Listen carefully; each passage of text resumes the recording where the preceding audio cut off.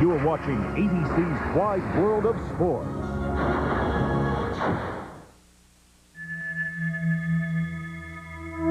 The 20th century comes to an end with a second-generation driver, Dale Jarrett, celebrating his first NASCAR Winston Cup championship. Enter the new millennium.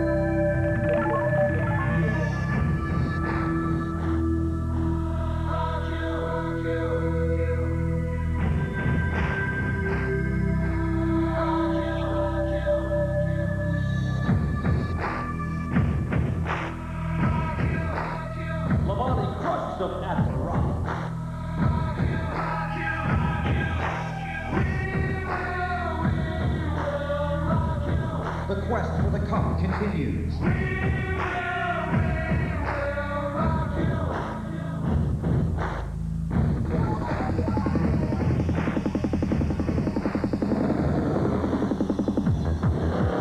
For the third consecutive year, the glitz and glamour of Las Vegas world-famous Strip provides a setting as NASCAR's elite Winston Cup stars prepare to shine. Today, 43 drivers battle 400 miles for $4 million.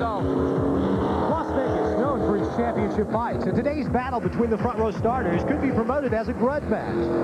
Scott Pruitt's team wooed away Ricky Rudd's sponsor. Ricky needs a new ride. He landed in the 28, and today he and Pruitt start side by side on the front row. Las Vegas loves a winner, and winners love Las Vegas. That makes Jack Roush in this place a perfect match. Roush car won the last 4 stock car races here. Jeff Burton and Mark Martin have won the only Winston Cup races here, and that's a pair that could lead a full house.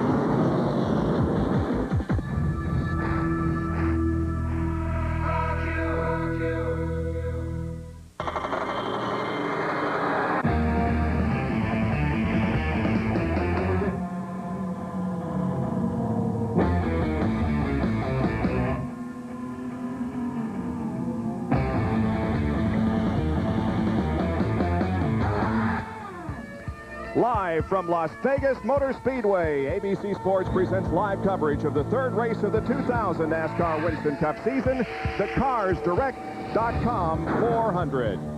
Hi, everyone. I'm Bob Jenkins. It is a huge sporting day in the city of Las Vegas. Over 125,000 fans have gathered here today, and they could see $1 million given away if one of the top 5 drivers in last month's Daytona 500 can win here today. He'll win the Noble $5 million bonus, and a fan will also win $1 million.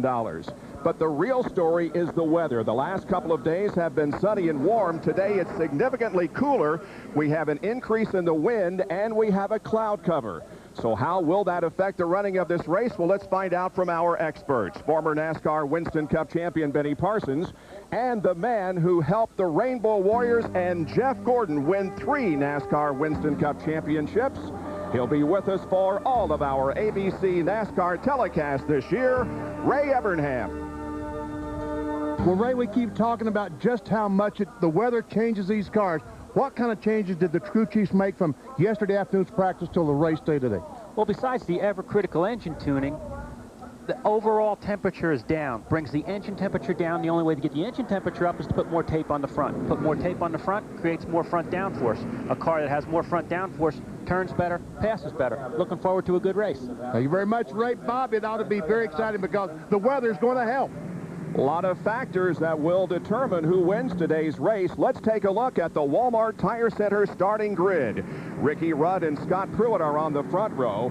8 of the top 15 starters have never won a NASCAR Winston Cup race. And Benny, it's a nice blend of young drivers and veterans in the top 15. Dale Earnhardt Jr. had to be so excited after that qualifying run on Saturday. Was on the pole for a long, long time. As you look back at 16 through 30, once again, Matt Kenseth continues to impress here in the year 2000. And the remainder now of the starting lineup, with provisionals going to Ward Burton, who finished second here last year. John Andretti, Bill Elliott, Kenny Wallace, Kyle Petty, Wally Dallenbach took provisionals, and Darrell Waltrip is the previous champion's provisional starter in 43rd position. So they'll take a couple of more laps. For a lot of people down the street on the Vegas Strip, $1 million isn't much money. Millions are won and lost each day. For 5 competitors, Dale Jarrett, Jeff Burton, Bill Elliott, Rusty Wallace, and Mark Martin, they will take home the Noble $5 million bonus if they can be first under the checkered flag here this afternoon. There's Mark Martin. He'll be carrying the Conseco onboard camera this afternoon. The signal has been given to the field 1 lap before the green flag. Mike Skinner also has the onboard camera starting back in 20th position. We see the cars weaving back and forth. Ray, they're trying to get those tires clean of debris before the green flag. Yes, Benny, and with the cool temperatures today, they're actually trying to get a little bit of heat in them because the car will tend to slide until that tire gets up to about 200 degrees is the optimum tire temperature. Dale Jarrett will be carrying one of our onboard cameras. And we have a story breaking on pit road. Jerry? Well, just prior to rolling off, Dale Jarrett's hood went up on the Quality Care Ford. They had made a last-minute engine change this morning in the garage area when Robert Yates, the team owner, found some metal in one of the filters. Now, they thought there may be something rubbing the steering column. They raised the hood, cleared away what they thought might have been the problem with the steering column, and DJ now is rolling. No other problems thus far early on here for the 88 car, but a scare for that team here as they rolled off the line just moments ago. Jarrett, the points leader, going into this event, having won at the Daytona 500 last month. On board now with Dale Earnhardt Jr. as he gets set to go from his third starting position. The pace car takes the hard left onto pit road, and we are about to get underway with the CarsDirect.com 400. The 125,000 fans on their feet awaiting the drop of the green flag. They come down at a slow pace. The green is out, and the race is on.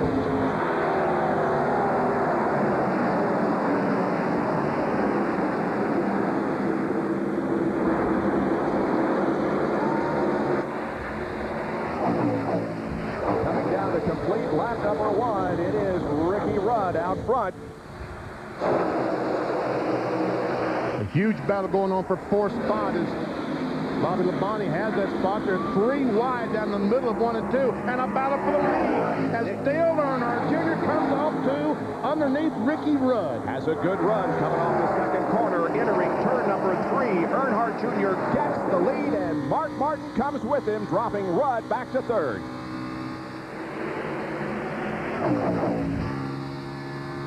We asked Dale Jr. this morning about his car. He seemed to be very apprehensive about the car, but he must have loved that first lap. That is the first lap that Dale Earnhardt Jr. has led in the year 2000. He did lead at Atlanta in the last race last year. Look at this huge pack of cars, 3 deep off the corner. And Scott Pruitt, the outside pole sitter, that tide ride right in the middle. Then Robbie Gordon on the outside, Elliott Sadler on the inside. You see Gordon takes that spot away from Pruitt. Robbie Gordon, that is. And Jeff Gordon now is right behind him. That's Michael Waltrip in the black and yellow number 7 down to the inside of Pruitt. And the 75 car of Wally Dallenbach has been black flagged. He apparently passed a car before hitting the start-finish line. You can on the outside, but if you pass from the inside, it's a penalty, and that apparently is what happened to Wally Dallenbach. Pruitt still in the gym, right in the middle. Once again, of a 3-wide battle. As Johnny Benson goes by on the outside, Benson on the inside, Rusty Wallace goes by on the inside, and we see some raindrops starting to hit our camera lens. We have had light rain showers all morning long here at the Las Vegas. Nothing that would halt the race, but just an occasional shower passes over, and let's hope it doesn't get any heavier than it is right now. Well, Scott Pruitt, obviously, Ray, is having problems. He has dropped all the way back from his second starting position back to around the 15th position. Oh, they touched. And up front, it is Mark Martin now getting to the inside of Dale Earnhardt Jr. And at the line, Mark Martin has the advantage by about a half a car length. Going back to Scott, some of the things that you have to learn as a rookie is what your car is supposed to feel like when you're ready to start a Winston Cup event. And it's hard for those guys to know exactly what that car is going to feel like, and he is going backwards just a little bit. For a taste of the race, let's check out our Jimmy Dean onboard telemetry. On board with Dale Earnhardt Jr., the miles per hour on the top, the RPM in the middle, and if he should hit the brake, which he will going into the corners, you will see how much braking he will use. And look at those RPMs, 8,900 I saw going down in turn 1. This cool air is making these cars, these engines perform better and accelerating the RPMs. It might be too many RPMs for 400 miles. Well, Benny, they've been creeping up on engine development, and they'll turn those things right around 9,000 RPM for 500 miles. That's about the normal. And not have a problem. Good. All right, here's Jeff Gordon doing battle with Rusty Wallace.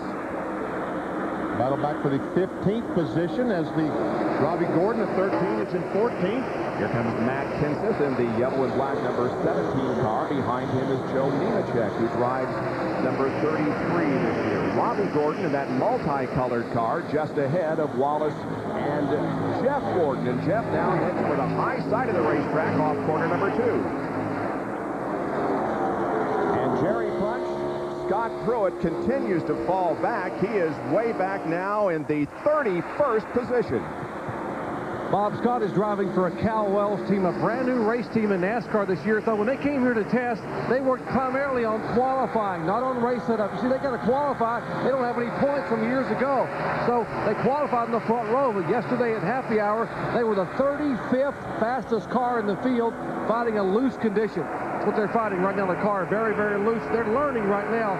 Scott making only his second ever Winston Cup start in a stock car. Man. Wide, and Rusty decided to back off, and probably was a wise decision. Trust me, you want no part of a 3-wide situation here at the Las Vegas Motor Speedway. Daytona, Talladega, maybe, and Michigan, maybe, but not at Las Vegas. It is great to see him using that much of a racetrack this early in the race to have 2 and 3 grooves. Pretty exciting. We're watching back for the 16th, 17th, and 18th position, and Mark Martin gives up the lead to Dale Earnhardt Jr., and I don't think it was much of a matter of Earnhardt Jr. taking it away as it was Mark allowing Dale Earnhardt Jr. to go back in front. Well, Mark took the lead, and when he did not drive away from Dale Jr., he kept looking in the mirror, and that 8 car, that Bud car, was right there, so he said, hey, he's running a little bit faster than I want to go, so let me follow him for a while. He'll get laid back in that draft and just follow and wait for Earnhardt Jr.'s hopefully his tires to get on, and he'll retake the lead or try to. Dale Earnhardt Jr., Mark Martin, Ricky Rudd, Bobby Labonte, and Jeff Burton, the top 5, 10 out of 267 laps completed.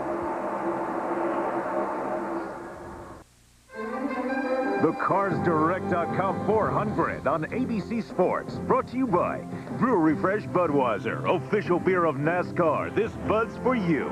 Quality care service at your Ford and Lincoln Mercury dealers. And Walmart, brand name tires, oil changes, and more at your neighborhood Walmart Tire and Lube Express. Well, the crowd here at Las Vegas is all bundled up and trying to stay dry. Right now, we're in good shape as far as the rain is concerned. However, we do have a very, very cool breeze that's blowing over the racetrack. They're the top 4. Dale Earnhardt Jr. leading Mark Martin. Running in 3rd position is Bobby Labonte.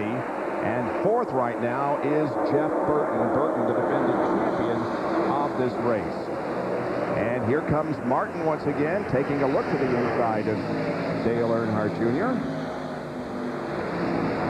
You know, Ray, when we go to Darlington in a few weeks, they will wear out a set of tires there in no time because of the abrasiveness of the racetrack. But here it's a nice, smooth racetrack, and I guess the main concern is not tires, but it's fuel. That's when they will have to pit. That's right, Bob.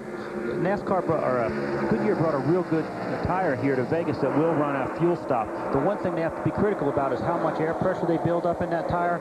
Right now, you'll see Mark, he'll make a run at Dale Jr., and he'll back off a little bit. He doesn't want to build up too much air in that right front tire. It'll make the car push because he knows those tires are going to be on there a long time, close to 100 miles. A couple of laps ago, there was a very anxious moment for Jerry Nadeau as he went into turn number 1. Here is what happened.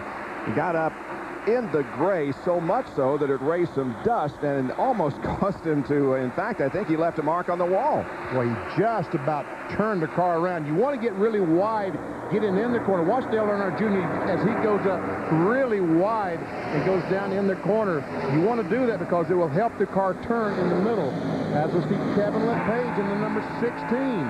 has moved into the 7th position after starting in 14th spot. And he has a new sponsor on that car this week. Kevin LePage does. We'll tell you who that is in a moment. Meanwhile, look at Earnhardt Jr., who suddenly falls from 3rd back to 4th spot. I think what might have happened there is when Mark got up behind him, it took a little bit of the air off the spoiler and let him get a little bit loose getting in. We still see he's turning 8,600 RPMs. Not quite as many RPMs as he was turning a moment ago. Let's go down the pits. Well, Dale Earnhardt Jr. had a tough day yesterday. They borrowed 2 setups from his dad's car. Neither of them seemed to work.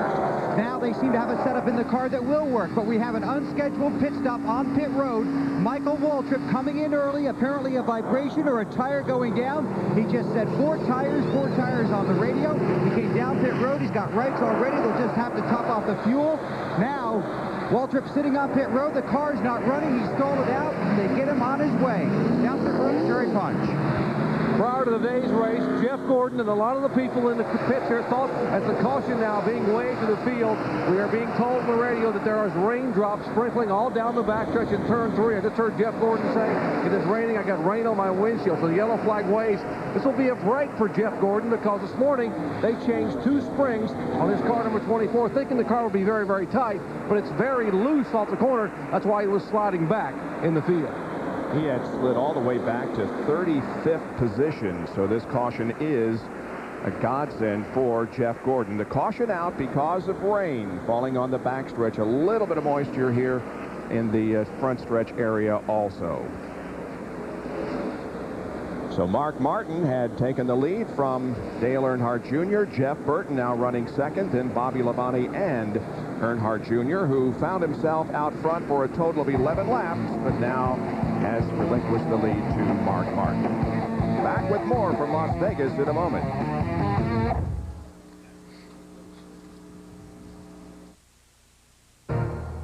This White Raven Sports Update brought to you by Mobile One. Nothing outperforms Mobile One. Here now, Robin Roberts. And you can see raindrops there in Las Vegas at the CarsDirect.com 400. We'll get you back out there in just a moment.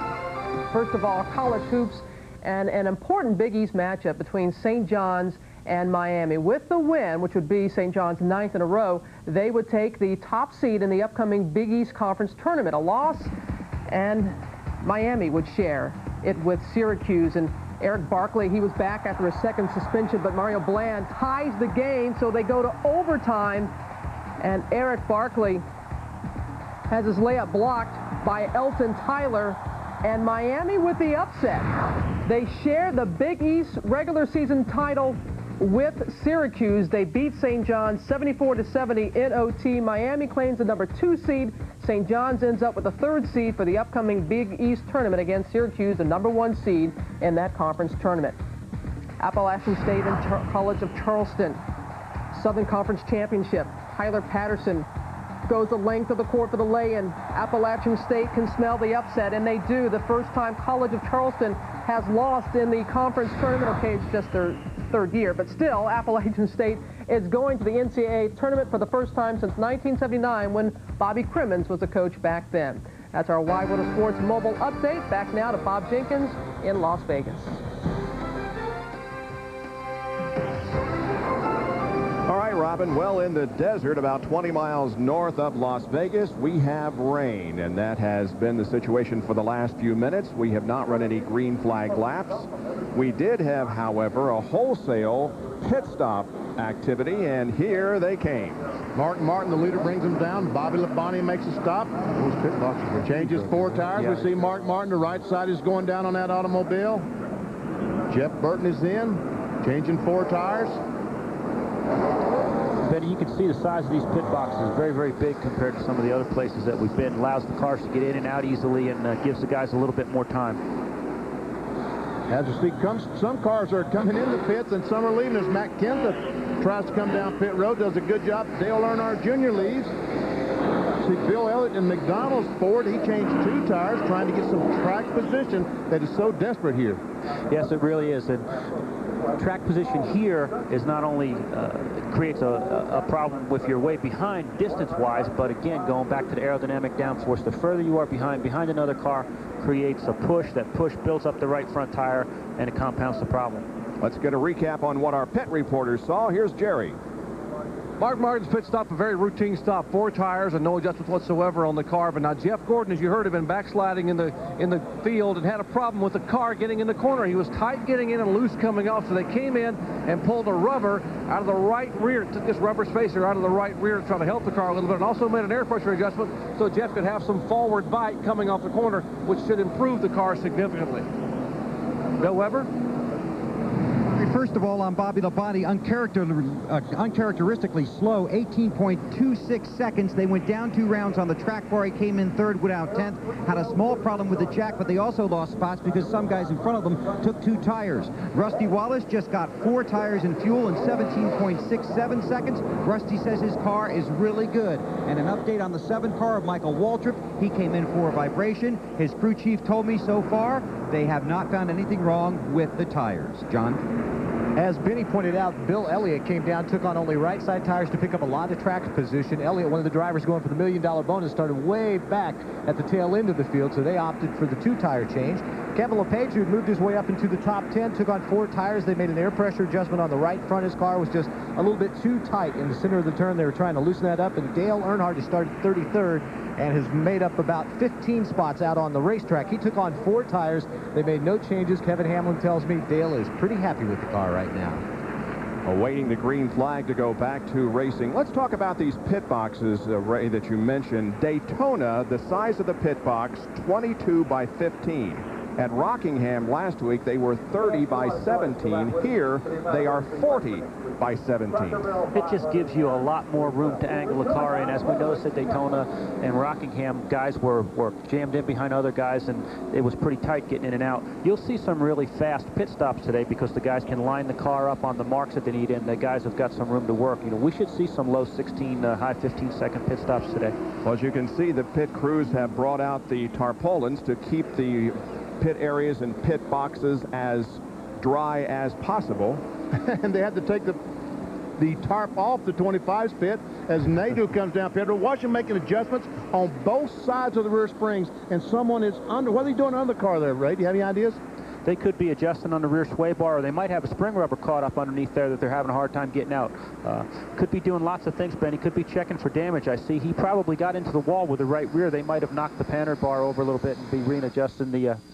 That 40 feet that Bob talked about is from here all the way back to back here. And I'll look at all the space that Nadeau has in the rear of his car. So you're right, these guys will not have trouble getting boxed in their pit area today.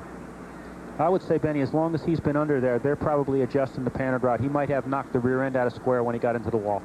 He did. We can see the damage on the right rear quarter where he hit the wall. Did hit it pretty significantly a few laps ago when he got up high entering turn number 1. Well, the track crews are out there trying to get the track in raceable condition once again. We are still under caution. Kyle Petty, who didn't pit, is the leader.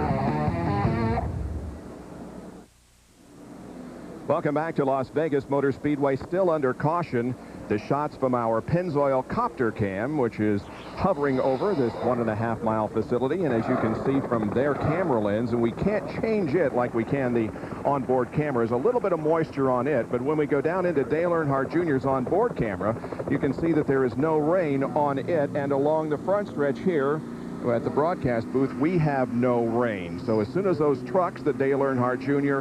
just got by, hopefully we'll be able to go back to green flag racing. Let's take a look at how they run here at this 267-lap race. Darrell Waltrip did not pit and is the leader at this point. He's leading for the first time since Richmond in May of last year, with Dale Earnhardt Jr. second, then Matt Kenseth, Sterling Marlin, and Jeff Burton in the top 5. 28 laps have been completed.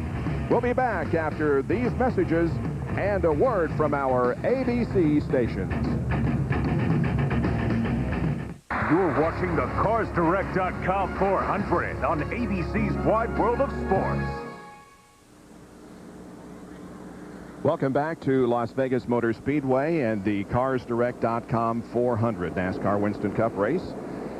We had hoped to go back to green. However, there's an object on the racetrack, or there was, and that has delayed the flying of the green flag. And there is the piece of debris right there. Looks like at the exit of pit road. What is that, Ray? Looks like spring rubber out of somebody's car. Look, 3/4 spring rubber, and it looks like it might be out of number 9 car. It's marked on there, and we'll find out whether it's to the front or rear if Stacy starts complaining here pretty quick. That little handle is how they jerk, when they take the tire off, how they jerk that spring rubber out of the spring. Let's get a pit update from Bill Weber.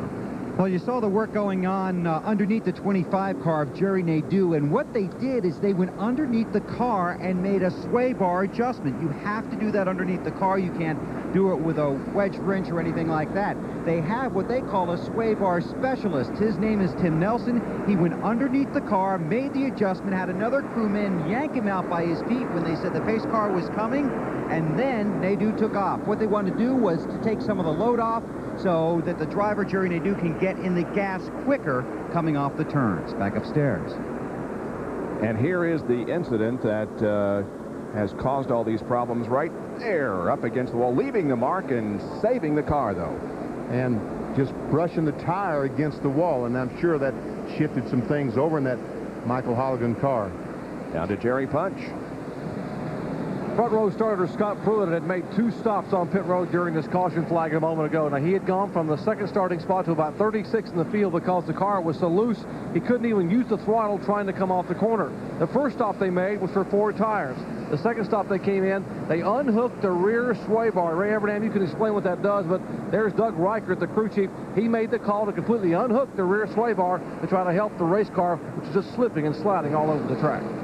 But when they unhook the rear sway bar, Jerry, what it does is it's like reducing the right rear spring rate. You hear people pulling spring rubbers out. Reducing or unhooking the rear sway bar just allows the car to have a little softer right rear spring in it. Scott has dropped all the way back to 35th position from his second starting position. Well, again, we are being delayed as far as the green flag is concerned with a little bit of moisture that continues to fall over the racetrack. Nothing hard, more of a mist, but it is continuing to hold the yellow flag out.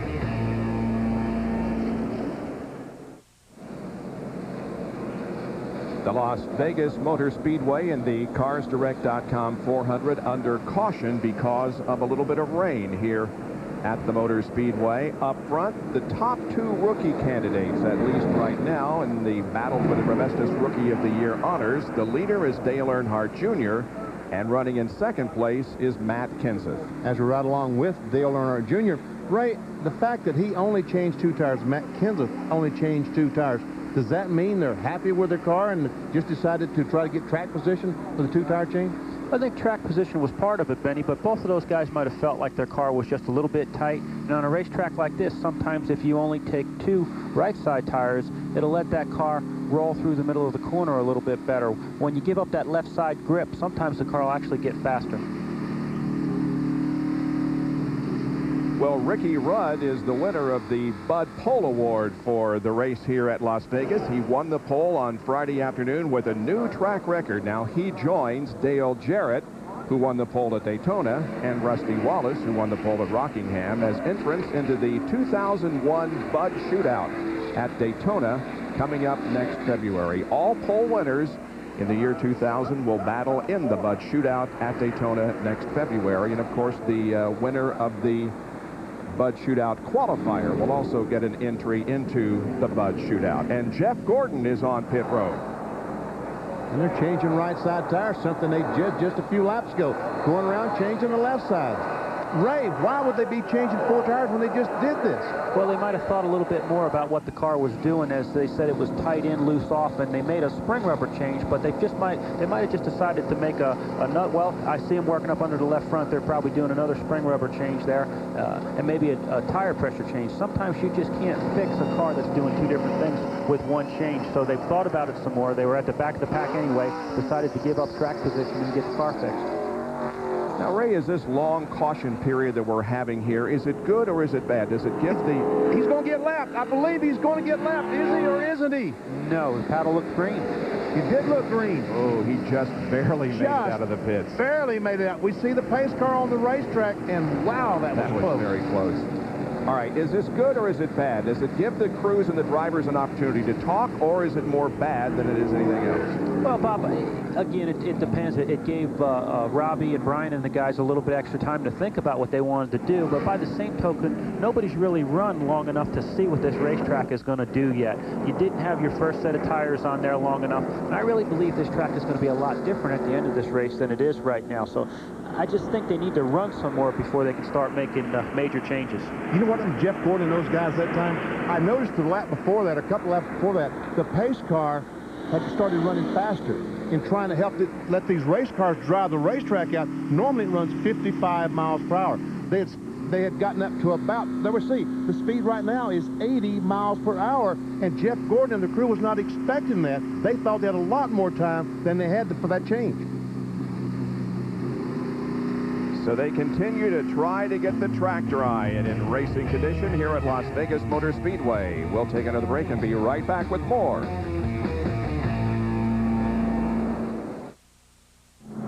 Rather lengthy caution period here at Las Vegas Motor Speedway because of rain. It is raining in some parts of the track, but not everywhere.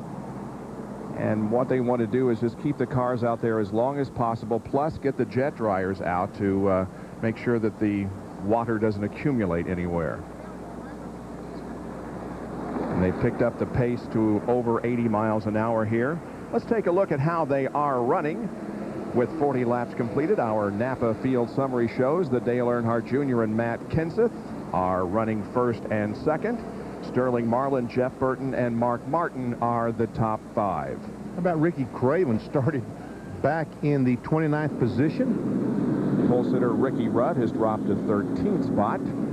Here is 16 through 30 now.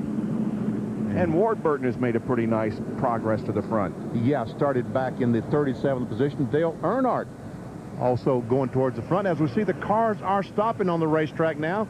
So NASCAR has decided to issue the red flag. And slow here's the field remainder of the field summary with Wally Dallenbach, the only car not on the lead lap. Michael Waltrip is at the tail end of the lead lap and the first car in line.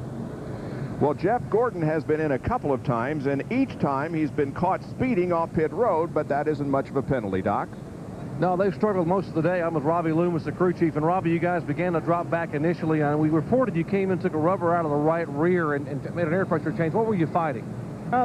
The car's really, we got into the back of somebody there at the start, and we're really tight getting in, especially behind traffic, but the car's really loose at the exit, so we tried to tighten it up. We worked the air pressure a little bit, try to get it freer getting in the corner.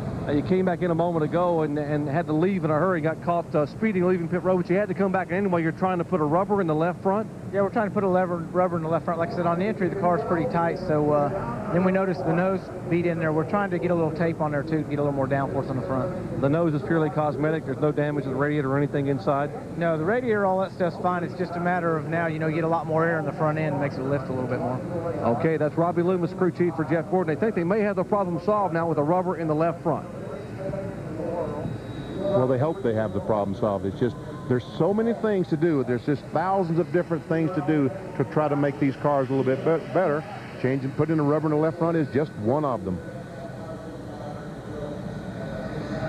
Under the red flag, the teams are not permitted to work on the cars. They must remain without any work being done on them. And NASCAR is only allowing 2 crew members per car to go down and put the cover on the car. As we see Earnhardt Jr. getting out of his car, we see the tarp there. These 2 crew members will put tape on the gas tank to make sure the gas where you put the gas in the car, to make sure no moisture gets in there.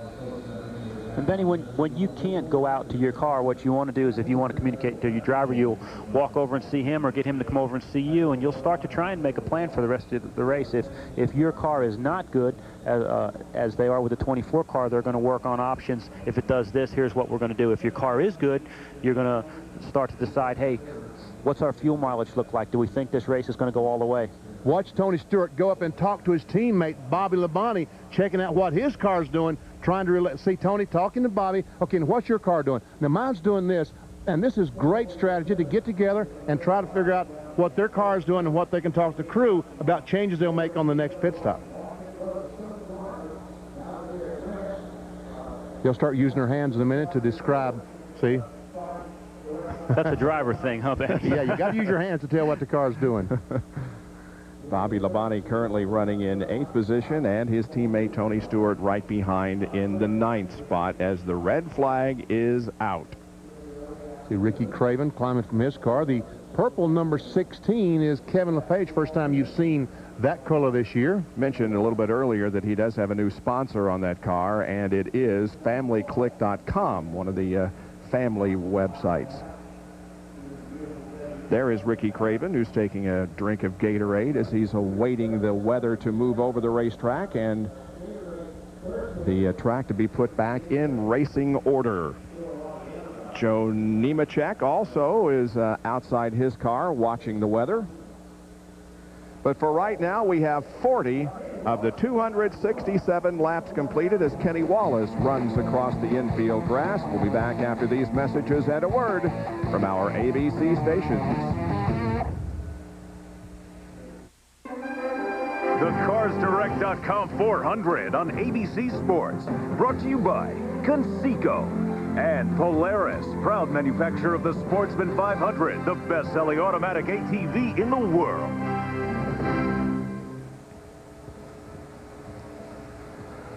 "41 laps have been completed out of the 267 here at Las Vegas Motor Speedway and the CarsDirect.com 400. We are under a red flag condition because of rain. Not a hard rain by any stretch of the imagination, but it is raining a little bit at some point on the racetrack. You see all those crew members, all those drivers, all those NASCAR officials standing down there, and not one of them has an umbrella. Yep. So obviously it isn't raining. It's just raining hard enough to be aggravating. And let's explain why Jeff Gordon got caught speeding twice coming down pit road to beat the pace car out. Let's explain why the penalty wasn't really significant at this point. Well, the penalty is you go to the end of the longest line. Well, guess what? That's exactly where he was going to be to begin with.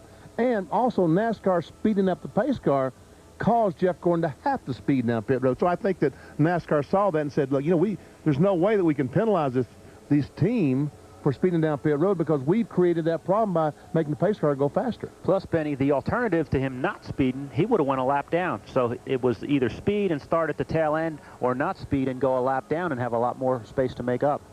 Well, with just 41 laps completed, it's difficult to determine who exactly has found the right setup. Let's talk to Dr. Jerry Punch about that. Down in the Dale Earnhardt Jr. pits with crew chief Tony Eury Sr. And Tony, the fact that you guys led lap number 2 indicates that you're pretty close on your setup. Is Dale Jr. happy with it? Well, so far he's pretty happy with it. We tried 2 or 3 different setups in it yesterday, and we tested here the setup that we got in the car now. We tested with that, and Dale drove it, and he didn't really like the way the car drove, and so we tried some different stuff when we tested. So when we went into our first practice yesterday morning, we decided we wanted to go back with that package that we had that Dale Jr. liked. So we went with that, and we just kept working. We just never got the car really the way he wanted. So we after the first hour and a half of practice, while during the Busch race, we put it back like it. Dale Sr. and Steve Park had their car and all, and the first 5 or 6 laps Dale Jr. running, he said, man, this thing's awful. Let's go back to where we were. So we went back to our original deal we had when we tested, and just kind of tuned on that for during happy hour. So got the car real good.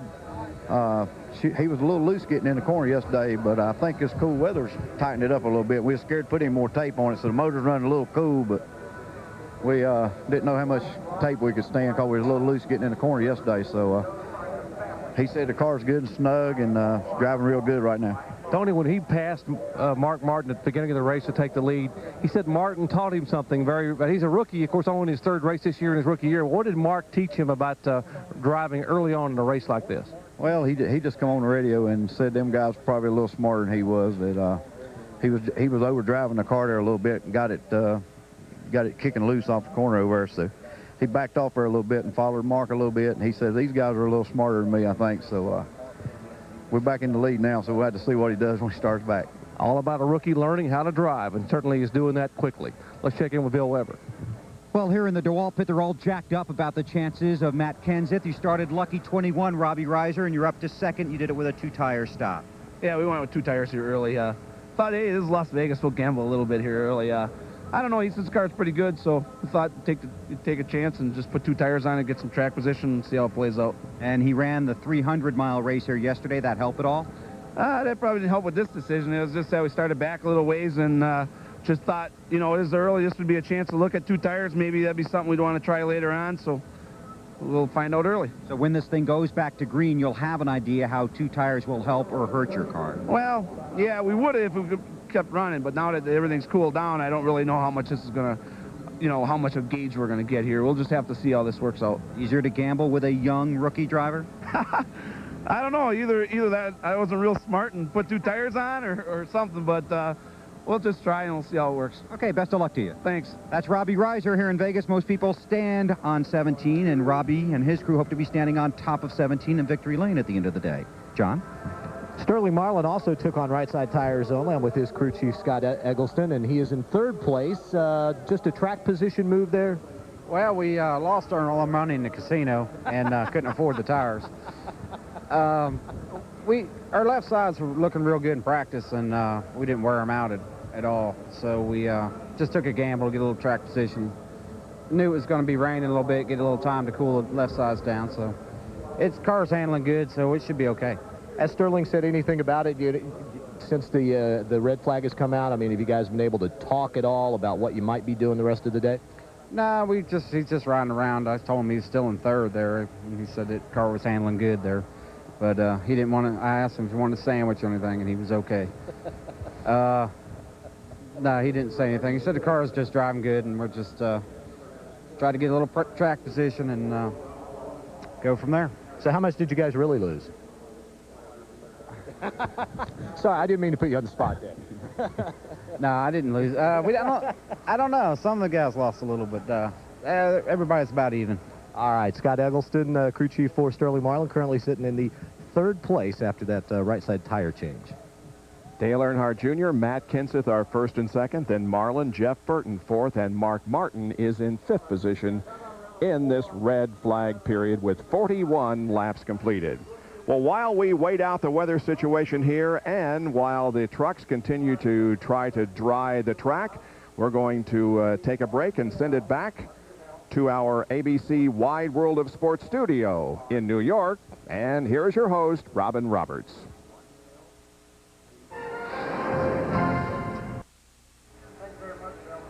Cars remain covered with their tarps down in the Turn 1 area of Las Vegas Motor Speedway as the race continues to be halted because of some moisture falling over the facility. And we just now hear that the drivers have been ordered to their cars, so that's a good sign. We should be back racing before too much longer. Dale Earnhardt Jr., the leader of the race, begins to move toward his car, and Mark Martin prepares to get in his number 6 Valvoline Ford. So we'll take a break and be back with more, hopefully, green flag racing in just a moment.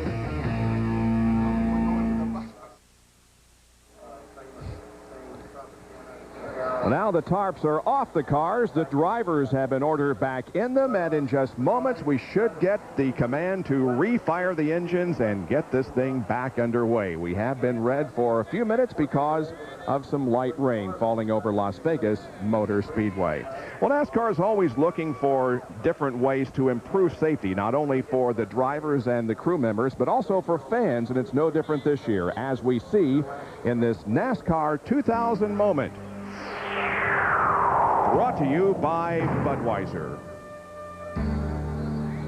And we go back to the Busch race yesterday here at Las Vegas Motor Speedway on board with Mike McLaughlin. McLaughlin loses a right rear tire going down in turn 1, hits the wall hard, and then the hood flies up on the car, and the hood tether there and there keeps the hood from coming off and possibly flying outside the racetrack. We saw that 3 or 4 years ago. This is NASCAR's solution, and yesterday it seemed to work perfectly in keeping that hood attached to the car. More to Jerry Punch. And I am actually holding one of these hood tethers. They're a very simple-looking piece of synthetic rope. And let me show you what they do. They basically loop this tether around, and I'm going to act as if my hand is a roll bar underneath the hood. It goes around the roll bar like that, then this part of the tether is bolted beneath the bottom part of the hood. So if there is an impact and the hinge breaks, the hood will jerk, but it'll stay in position because of this tether. That's for safety. They have them around the hood and also the suspension parts, the spindles, on the right and left front of the car. So if there's an impact, as we saw yesterday here or in Daytona with Jeffrey Bodine's truck, the spindles and the front suspension parts and the hood will stay attached. Safety first in NASCAR, guys. All right, thank you, Jerry. And speaking of Jeffrey Bodine, we understand that he is progressing well. We want to say get well, and we hope to see you back at the racetrack soon. Jeffrey, who, of course, was injured in that incredible accident during the NASCAR Craftsman Truck Series event at Daytona. Let's check the Napa field summary once again and show you where they're running. At the conclusion of 41 laps, Dale Earnhardt Jr. has led 23 laps so far. The pole sitter, Ricky Rudd, has fallen to 13th spot. He led just one lap, the opening one. Now here's 16 through 30. Ward Burton leads that group. Then Dale Earnhardt, Rusty Wallace. Johnny Benson continues his great runs in the year 2000. Terry Labonte. John Andretti's moved up to the 30th spot. And 31 through 43 shows you that just one car is not on the lead lap. Wally Dallenbach. He was penalized for passing a car before reaching the start-finish line at the very beginning of the race. Don't go away. The command has been given. The engines have been refired, and we'll be back with racing from Las Vegas Motor Speedway in a moment.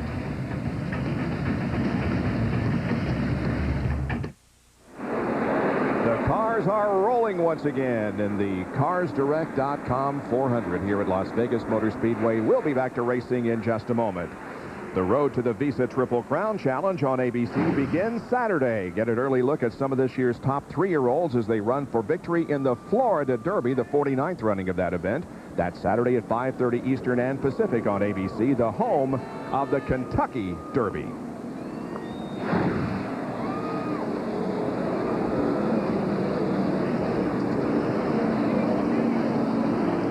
Well, as we await the drop of the green flag, Bill Weber with the crew chief on the defending series champion in NASCAR Winston Cup, Dale Jarrett.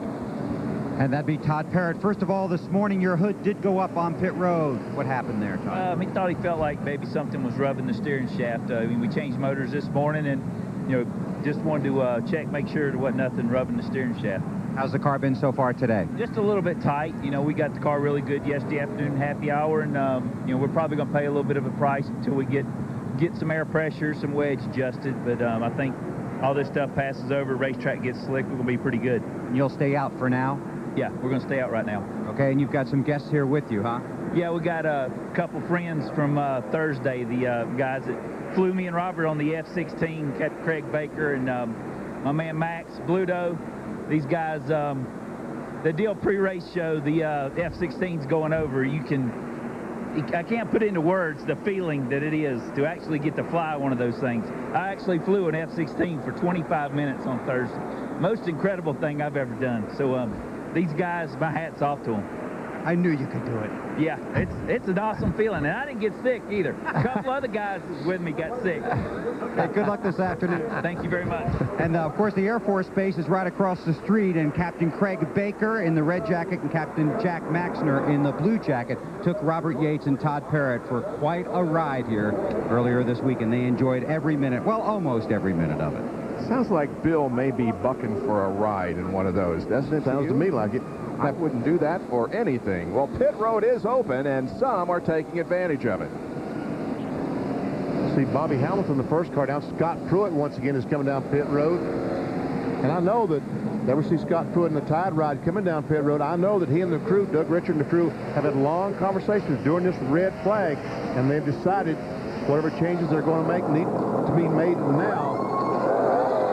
Bobby Hamilton, the Kodak film. Chevrolets in the pits, changing 4 times. Bill Weber? Well, for Scott Pruitt, rather, it was just fuel, so obviously the track position not a factor for these guys. They wanted to come in and top off.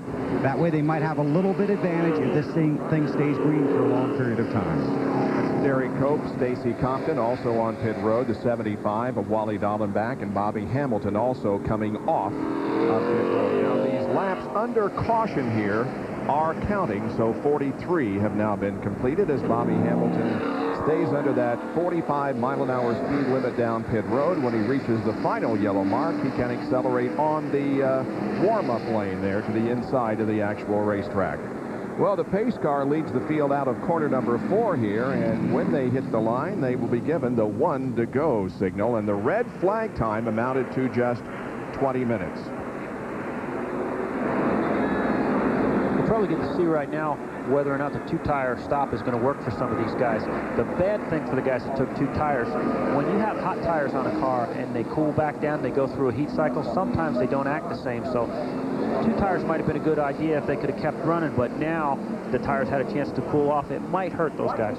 So if the car isn't right, they don't know if it was the 2 tires or the fact that the left side's had a chance to cool. Yeah, Benny, they really won't know now whether or not 2 tires is a good idea, being that the left sides have gone through a heat cycle against brand new right sides. Robbie Gordon is making a late pit stop, as is Darrell Waltrip, while that is Michael Waltrip, the first car behind the pace car, and Michael is on the tail end of the lead lap in 42nd position. The leader of the race is the second car, Dale Earnhardt Jr. Now, 5 drivers, the top 5 finishers in last month's Daytona 500, are eligible for a $1 million No Bull 5 bonus if they can win here today. Jeff Burton currently running 4th. Mark Martin is 5th, Elliott 6th, Jarrett 7th, and Rusty Wallace in 18th as we get set to go back to competition. And don't forget, 5 fans have been paired with each of those drivers and will also win $1 million if their driver is successful. Michael Waltrip, the 7 car, as you said, is a lap down. He had an unscheduled pit stop under the green flag to change 4 tires. Had a vibration, and that's what put the 7 car a lap down. Hill comes off the corner, anticipating the green flag. And they get it. Here we go.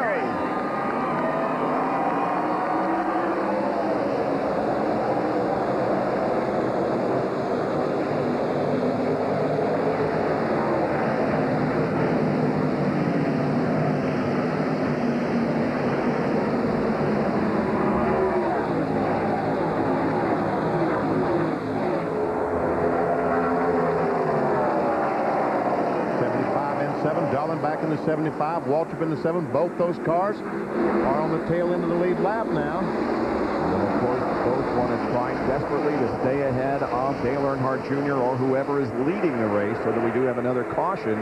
They can make up a mile and a half. Good action in the back of the pack here. Here is Rudd running alongside Ricky Craven through the first corner. That's the battle for the 12th position. 77 car, Robert Presley right behind Ricky Rudd. Rusty Wallace trying to make a move on the outside. Earnhardt on the inside. That's the battle for the 17th position. And here comes Elliott Sadler in the 21 car.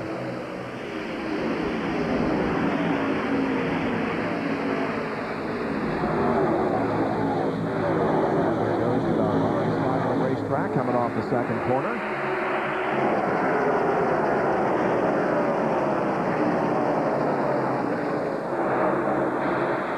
Elliott Sadler takes that spot away from Dale Earnhardt. Elliott Sadler did not qualify that well, but thought they had a just dynamite race setup, and looks like the car is pretty good so far.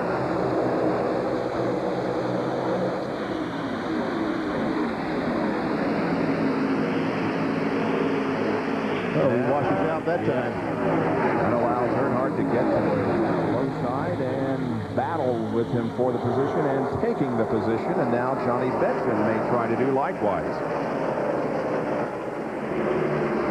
The green, number 42, is Kenny Irwin. Benson, who came into the season without a sponsor on that car, had such a great run at the Daytona 500. In fact, was leading with just a few laps to go. They secured Lycos.com as a sponsor on that number 10 car. There's Terry Labonte running behind Kenny Irwin. Also, Jimmy Spencer is back in this group of cars. But up front, there is a battle for second as Jeff Burton now comes up to make a challenge on the 17 of Matt Kenseth. Dale Earnhardt Jr., as you saw, the Bud car has been able to get by Darrell Waltrip as Mark Martin trying to get up and take the spot away from Sterling Marlin. A battle for the 4th position. Keith Simmons, a spotter for Sterling Marlin, telling him the car was on the inside. And both of those cars that were trying to stay on the lead lap, namely Wally Dallenbach and Michael Waltrip, have been passed by Dale Earnhardt Jr., and so they are a lap down. Mark Martin in 4th spot. Bobby Labonte, Dale Jarrett, and Tony Stewart. Ooh. 3 wide down the front straightaway. That's the great thing about a wide, smooth racetrack. You can do things like that and get away with it. As Tony Stewart trying his best to get by Dale Jarrett. Jeremy Mayfield back there watching things in the mobile car.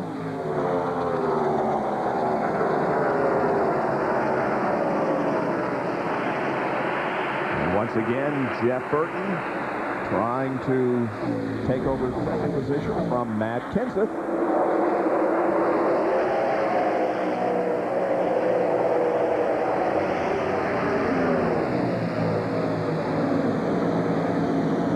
Kenseth trying to go up on the outside of Michael Waltrip, and here comes Burton on the inside. Now both go to the high side. It looks like they're going to be able to get by Michael Waltrip. At least Kenseth will, entering the corner, and now Burton does in the corner. Matt continues to hold off the challenge there for the 2nd spot. We've been under green here for 6-7 laps, so it looks like the guys that made the 2-tire stops really made good decisions. Their cars are actually pretty fast. Dale Earnhardt Jr.'s run some pretty fast laps here since we've gone back to green. Back in the pack, there is the battle continuing between Dale Earnhardt and Rusty Wallace. And here comes Mark Martin. That 6th Valvoline car closes right on the back bumper of Jeff Burton. And these drivers running in 3rd and 4th position are the only winners here at Las Vegas. Mark Martin won the inaugural running 2 years ago, and Burton won last year. So Jack Roush is the only car owner to ever enter victory lane for a NASCAR Winston Cup race here at Las Vegas. And it looks like Jeff Burton will make the challenge now on Kenseth for 2nd and take the spot at the end of the backstretch. Looks like those guys share notes pretty good as a race team, too. Yes.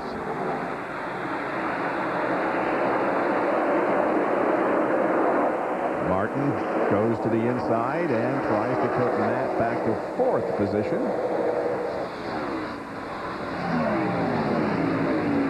Kenseth has run 3 Busch races here at Las Vegas Motor Speedway, but this is his first NASCAR Winston Cup race. And Kenseth continues to lead the points in the Busch Series.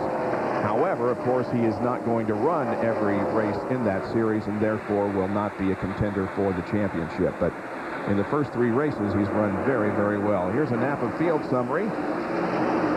How about that for a points battle, huh? All 3 manufacturers are tied at the moment. Jeff Burton is the leading Ford in 2nd position. The Chevrolet is Earnhardt Jr. leading the race, and the first Pontiac is 6th, and that's Bobby Labonte, the winner last week at Rockingham. Just 1 point separating Dale Earnhardt Jr. and Matt Kenseth coming into this race, and there are a couple of rookie contenders who were unable to qualify for this event.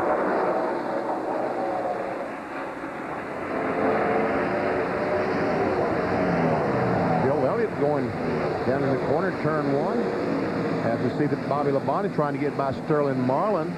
Bill Elliott has gotten a McDonald's Ford by and taken over that spot. This is a battle for 6th. He won last week at Rockingham and is 2nd in the point standings. Got that car right on that white line through the corner. And that allows him to get a good enough run that he takes over the 6th position from Sterling Marlin. Well, not quite yet.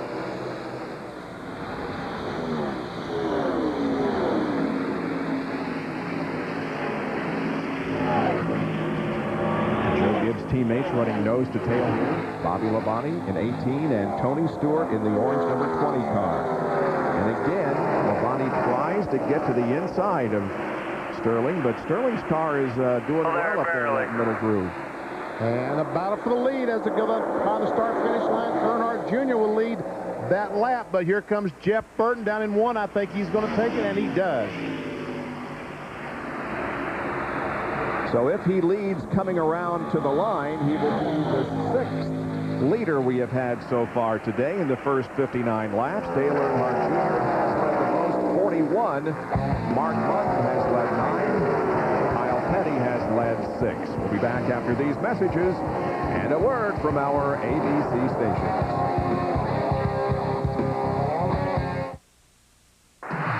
You're watching the CarsDirect.com 400 on ABC's Wide World of Sports. There are the first 3 in the CarsDirect.com 400 here at Las Vegas. That is Jeff Burton, followed by Dale Earnhardt Jr. and Mark Martin running in the 3rd spot. Well, the 2 Jack Roush cars have been in the class of the field for the last 2 years, but I'm really impressed with the job Earnhardt Jr. is doing. And how about Bill Elliott, who is up to 4th position? Our Super 8 serial scoring will show you that he started back in 39th position and is all the way up to 4th, although some of those positions were gained in a pit stop. Exactly. He was running 25th when he made that pit stop, only changed 2 tires and jumped from 25th all the way up to 6th spot, but obviously has a good race car as he's able to stay there. Spoke to those guys yesterday afternoon, and they didn't understand why the car didn't qualify better. When they untaped it, it ran the same speed, so they knew they had a good race car, just didn't qualify good. This is a brand new race car. It had never been on a racetrack until Friday's practice session prior to qualifying. So it is performing well here, at least in the first 66 laps of this race. It's really good to see in the year 2000 Bill Elliott back up front, where last year he was really absent. But Daytona finished 3rd, has a chance today to win the Winston Noble $1 million bonus. And it's really a good thing to see. And, of course, he won one of the twin 125s at Daytona also. Although it was a non-point paying race, it was his first victory in Winston Cup since September of 1994. They've got some new guys over there, and the communication and confidence is up. Mike Ford and Barry Swift won a championship last year with Dale Jarrett's crew, and there's a lot of confidence over there on that race team. You also got to be impressed with the run that Ricky Craven has given that number 50 car, as he is just outside the top 10, running in 11th position and battling alongside Jeremy Mayfield, Sterling Marlin, Johnny Benson. Now, there's a real fight, a battle right there. And Craven now is starting to lose some spots. He's been making some ground up on the outside, but now it looks like that he's starting to slow down, or these guys, I guess he's slowing down, and these guys are catching him now on the bottom of the racetrack. Looked a little loose there, Benny. It might be a sign. I believe Ricky was one of the cars that took 2 tires, so we'll have to watch and see if those left sides might be going away on those guys. We're on board with Rusty Wallace. He currently finds himself in the 15th position for a taste of the race. Here's more Jimmy Dean telemetry. Rusty Wallace will touch that brake going down in the corner. Now he lifts his foot back off, back on the accelerator. And we'll watch as this thing just, the RPMs climbs down the RPM. On the camera, we saw a drop of rain every now and then. But just every now and then we get a drop. And that's the way it's been all day. It has not rained hard ever, but it's a couple of times rained enough to just make things difficult to race under. Rusty's car actually looked like it was a little bit tight. Did you see how far it came up off the white line in the center of the corner there? And Rudd is trying to... Right there in the center of the corner, the nose actually goes up towards the wall. Rudd's trying to take advantage of it, but cannot do it. So Rudd remains back in the 16th spot. And we talked about Bill Elliott and the 2 tires, and Ray Abraham made a comment how good he felt like the car was in race trim. The last lap, Bill Elliott, and this lap as well, Bill Elliott had the fastest lap of the top 6 cars. The leader of the race, Jeff Burton, ran a 158.219 last lap, and Elliott had a 159.7. So it was significantly faster, 1.5 miles an hour faster. And something happened to Mark Martin last time, because he only ran 156, so he evidently got picked up a push or a loose condition, had to back off the throttle. Here comes Bill off the corner. Car's really looking good. He is one of the drivers eligible for the Noble $5 million bonus. And it's his first attempt at winning the $1 million bonus since he won the million back in 1985. It wasn't the Noble 5 program then. It was the Winston Million, and he won the very first year that was up for grabs. And we can see, again, more raindrops on the camera lens as Elliott comes through turns 3 and 4. And once again, last lap was the quickest car on the racetrack. That's the leaders that we see direct in front of him. And once again, Bill Elliott, quicker than the top 3 cars as he closes in, gets closer and closer to those 3 cars. He's running about 2.3 seconds behind the leader. Our nation's red on-track interval will show you that Elliott has reduced the interval between himself and the leader, Jeff Burton. On lap 68, it was 3.5 seconds. Now it's 2.5. And you see, Ray, isn't that great to see just those consistent speeds each and every lap and consistently faster than the leader? Yeah, when you're that consistent, that means the car is very comfortable, and it's very comfortable like that. You can make up a lot of ground. Starting to rain pretty good here, friend. Yeah, we can see it. As we follow the cars around the racetrack with the camera, we can see the rain hitting the lens of the camera. We saw on board the Super 8 onboard camera from Elliott, some raindrops. Here is the battle for second, and Mark Martin takes second from Dale Earnhardt Jr. So now the Jack Roush cars, and the 2 previous winners here at the Speedway, are running in first and second positions. Bill Elliott now just 1.9 seconds behind the leader. And closing in on the back of the 8 car, Dale Earnhardt Jr.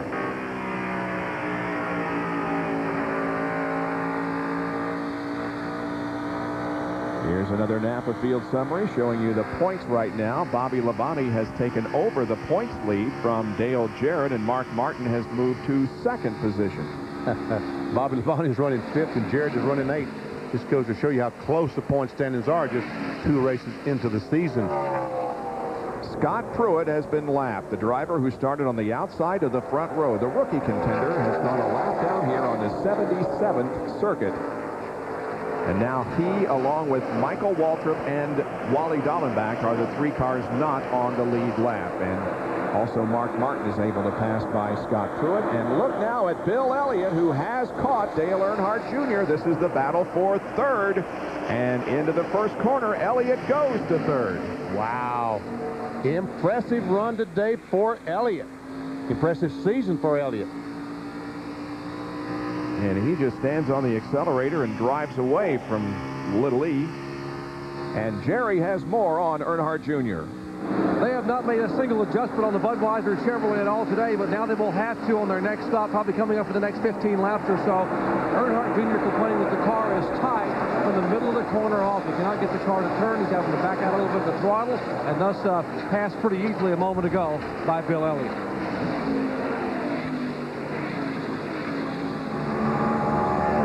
Right, the raindrop we're seeing on the lens of these onboard cameras, it looks like a great deal, but at 170 miles per hour, it doesn't take a lot of rain to look like a great deal, does it?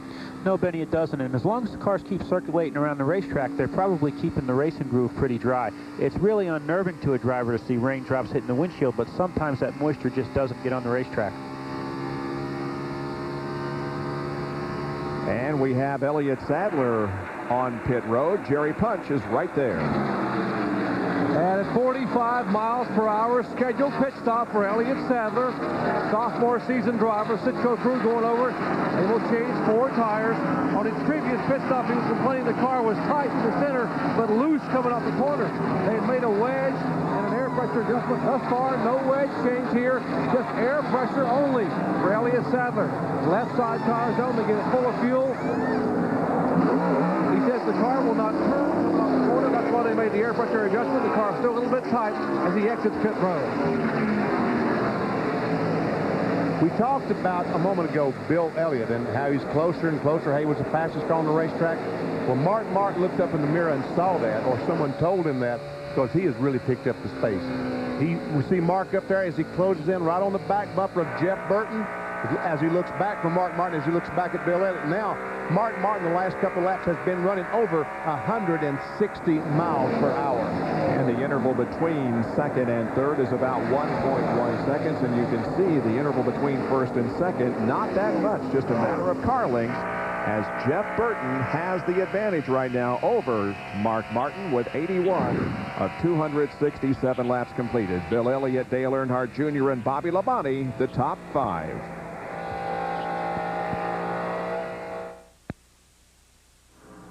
When you come to Las Vegas, you think about, well, a lot of things, but especially winning and losing a lot of money. And today, 5 drivers can win a lot of money. The 5 drivers who finished 1 through 5 at Daytona, Jarrett, Burton, Elliott, Wallace, and Mark Martin will win the Noble $5 million bonus if they can win here today. And currently, 3 of them are running in the top 3, with Jarrett back in 8th and Wallace in 15th. Bill Elliott back in 3rd spot. We see Mark Martin up in front. Jeff Fuller now has gone a lap down. There's Dale Jarrett, the Ford Quality Care, running back in the 8th position. And Rusty Wallace, the Miller Lite Ford, is back in 15th. That's their Noble 5 contenders, a battle for the 4th position. And Tony Stewart will go to the inside of Dale Earnhardt Jr. and take over the 4th spot. We have 6 cars that are not on the lead lap now. Jeff Fuller, also Derek Cope has lost a lap, in addition to Michael Waltrip, Wally Dallenbach, Scott Pruitt, and Elliott Sadler, who made a pit stop a little bit ago. On board with Bobby Labonte as he, too, tries to gain a position on Dale Earnhardt Jr. Both those cars been able to get by the 17 of Matt Kenseth. It looks like that those cars that stopped and only changed 2 tires on their only caution flag for the rain, it looks like that 2-tire change is really starting to affect the cars. It really does, Benny. The only guy that's messing that up for us is Bill Elliott. Yep. He's still going pretty good on 2 tires. The other guys, left sides, might just be giving up just a little bit. You see the adjuster for the right rear on Earnhardt Jr.'s car. And here comes Matt Kenseth to challenge Dale Earnhardt Jr. And if successful, that would move him up into 6th spot. And it is successful. Now we're on board with Dale Jarrett, who also is trying to pass Little E, who's caught on the outside of the racetrack. Now, the 17 car was one of those cars that took 2 tires also, Benny. What we might be seeing here is the fact that we've been under green for quite some time. There's getting rubber down on the racetrack, and the racetrack is changing a little bit. During our commercial, there we see Dale Earnhardt in the 3, Dale Earnhardt Jr. in the 8. And father goes by son, moves into the 8th position. And Bill Elliott is on pit road. John Kernan. And Bill Elliott pulls into his scheduled service. Very happy with the car. This is a brand new car that had never been on the racetrack until Friday. They're already done with the right side. Swing around to the left side. They have not made any chassis adjustments, nor do we anticipate any. Lefts going on, tightening up the lug nuts. They've got it full of fuel, and Bill Elliott is down and away. A good pit stop. And I tell you what, if the Jackman had not missed a stop on the left side the first time, that would have been a fantastic pit stop. Not bad at 16.9. Really is, and that's a fairly new crew, too. Eddie DeHunt and those guys have been working real hard on their pit stop. All right, back out on the racetrack. Now Kenny Wallace goes a lap down in 36th position as Jeff Burton is able to pass him. We had something very strange happen during our last commercial break. Mark Martin, who was right on the back bumper of Jeff Burton, all of a sudden lost distance and slowed down about 5. And we see Steve Park. Big plume of smoke coming from the number 1 Pennzoil Chevy. The car appears to be running. I mean, it doesn't look like a blown engine. It looks like an oil line or something. Boy, a great run for Steve Park last weekend at Rockingham, coming home in 9th position. But some smoke has caused the car to come to pit road, and now the crew will begin to try to ascertain what happened. And Rusty Wallace also makes a visit to pit road. Rusty Wallace has some new members on his crew this year, and they've really been struggling. Jeremy Mayfield coming down pit road. When I say struggling, they've been making 17, 18-second pit stops when you got to make them in 15, 16. Right side, boy, that was quick. Earl Barban takes that jack, starts around to the left side. Car goes up. Having trouble on the left and the rear. Once again, always just something is happening on Russ. That was Jeremy. I'm sorry, that was Jeremy's pit stop. And that was his teammate, Jeremy Mayfield. He's away. These pit stops occurring on the 95th lap of the race. And Ricky Rudd, the pole sitter, is on pit road now. And to Bill Weber. Ricky Rudd's car has been fairly good since the green flag came out. This is a routine stop for tires and fuel. Rudd was the pole sitter, looking for his first win since Martinsville on that hot day in the summer of '98. Meanwhile, just past him, the race leader, Jeff Burton, now on pit road. Burton wants a pound out of the right front tire. He also wants to make a change he talked about yesterday in the Busch race. He wanted to write it down in the Busch race. He didn't want to discuss it on the radio. He told his crew in this race they want to make the same change he did yesterday. Another good stop for the 99 car. He's on his way out the pit road. Very good stop, Bill. 16.1 seconds for Jeff, and he is rolling once again. So is Dale Jarrett. And so is Dale Earnhardt, as Earnhardt goes by Jarrett on pit road to take that spot away. Also coming out are Joe Nemechek. And Dale Earnhardt Jr. now comes in. Long road down pit road. He's the very first pit. And Jerry Punch is right there. Earnhardt Jr., 25 years of age, defending Busch Series champion, only his 8th ever Winston Cup start. Remember, he was complaining the car was tight from the middle of the corner off. They made an air pressure adjustment to try to free the car up a little bit, or actually keep the car from being so tight coming off. Left side tires on, routine pit stop for Jr. He is down and away. The tire rolls away across pit road. That tire loose down there.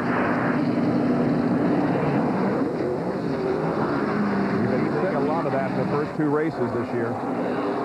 Sterling Marlin's spotter, Keith Simmons, that was talking about the tires. We've seen Jerry Nadeau come down pit road. Is Robbie Gordon now in the 13 car is the leader of the race.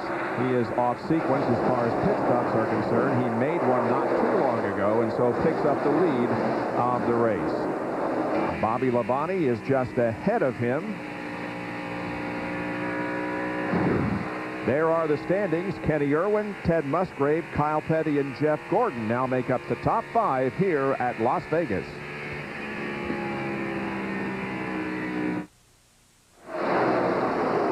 Robbie Gordon, who was the leader, now comes in. And look, he has to stand on the brakes. You've got to be below 45 miles an hour right there at that second white line. And he had to stand on the brakes to achieve that. Bill Weber, he's headed toward you.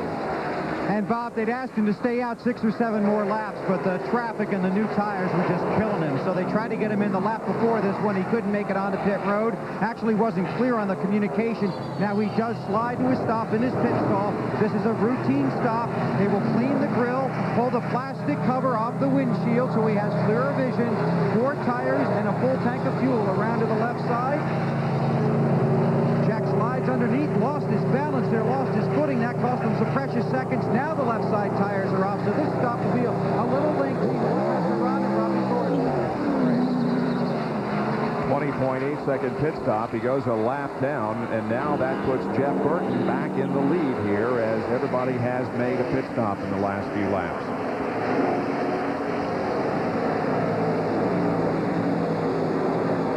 Gordon accelerates off of the warm-up lane, and now the number 4 car of Bobby Hamilton comes in near John Kernan.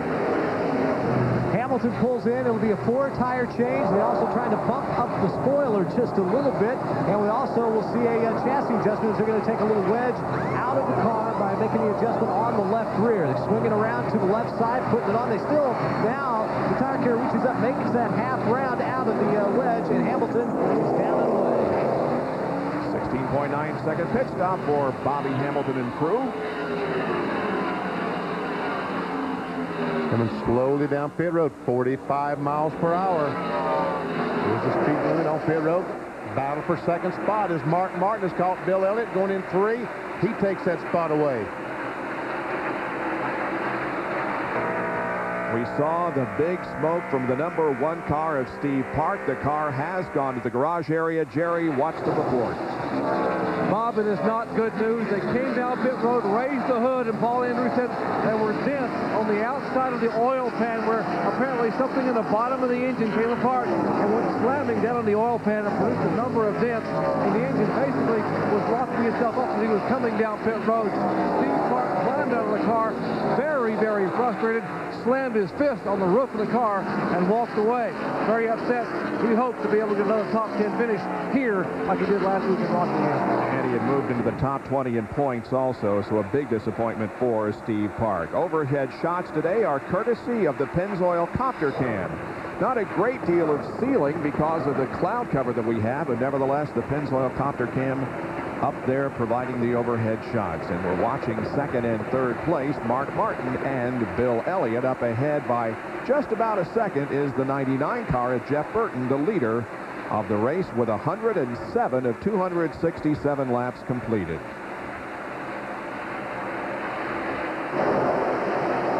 A little bit of a problem as we saw on the 13 car when it made the pit stop. Bill, what's the report there? 35 pounds. Robbie Gordon back on the racetrack. We mentioned that he had a very long pit stop, and one of the reasons why they had a problem with the jack. When they came around at one point, these jacks are on wheels, and at one point, the wheel came off the jack. Watch the jack man slip. They still were able to raise the car, but it cost them precious seconds on the pit stop. And now they have a backup jack. Next time Robbie Gordon comes down pit road. And he does stay on the lead lap, running in 23rd position at the moment. And now we see Mark Martin closing in on Jeff Burton, and just ahead of Jeff Burton is Ward Burton, his brother. Those two battled to the checkered flag last year here at Las Vegas, but things not going so well for Ward today, as he is the last car on the lead lap in 22nd spot. And this battle has been going on for the last few laps as Ward in that Caterpillar car desperately trying to stay on the lead lap and hoping that his brother will cut in some slack and let him stay up there. But meanwhile, while he's been holding his brother up, Mark Martin and Bill Elliott has closed in right on the back bumper. Good three-car battle here in traffic. Burton, Mark Martin, and Bill Elliott, who is third, having come from a 39th and provisional starting spot. That's Jimmy Spencer just ahead of Bill Elliott, between Elliott and Martin, and he is a lap down in 27th. And that battle still goes on between the Burton brothers. Ward just desperately trying to stay on the lead lap, trying to take that line away. Right now, Jeff Burton needs to let his car drift out against the wall because Ward is there, and that's slowing him down just a little bit, enough that Mark Martin has gone by and taken the lead. We update you on the Noble 5 contenders up in the left-hand corner of the screen. Ward Burton coming off a third-place finish at Rockingham last week after an 8th-place finish at Daytona. And as I said, he finished in second position to his brother here at Vegas last year. Now, Mark Martin, Ward doesn't expect the same courtesy from Mark that he got from his brother, but Mark is a very courteous driver, and once again, he's taking that line away, and Burton now tries to look under Mark Martin. And he's making those guys run underneath of them and abuse their tires, build up that tire pressure, wear their tires out, and they just got to probably settle down and let it cool off, but Ward's doing everything he can to stay on the lead lap. What happens now if the caution flag should come out? The leader right now, Mark Martin, would slow down. The pace car would pick up Mark Martin, and the 22 Ward Burton able to go all the way around the racetrack and make up essentially a mile and a half. Oh, got him a little loose. Oh, yeah. When he pulled up right behind that 22 car that takes air off that rear spoiler, we saw that 22 wiggle as he came off the corner. But still, Martin is unable to get the position or lap Ward Burton.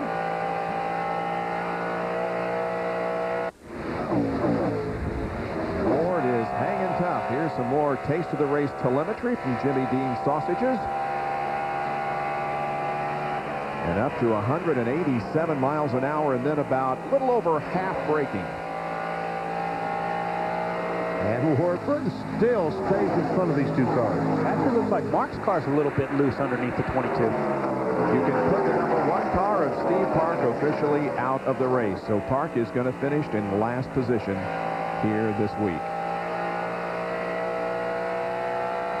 Check out some Super 8 serial scoring on Mark Martin, who started in the 5th spot, dropped back to 7th at the end of 22 laps, and then has progressed from that point up to the lead here with 114 laps completed. You know, 1 car behind another car is not the only way to take air off a spoiler. Sometimes 2 cars run side by side. The inside car loses the air off its spoiler.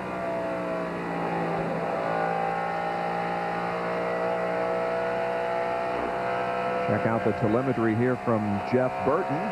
And that time Mark got a terrific run off turn 4. Looked like Ward got looser, started pushing off the corner, and when he lost his momentum, Mark just drove by. Now I think Ward will just simply let him through. Well, never mind. Not so easy. He just stayed right in the throttle there, trying to get by his brother. And now he will.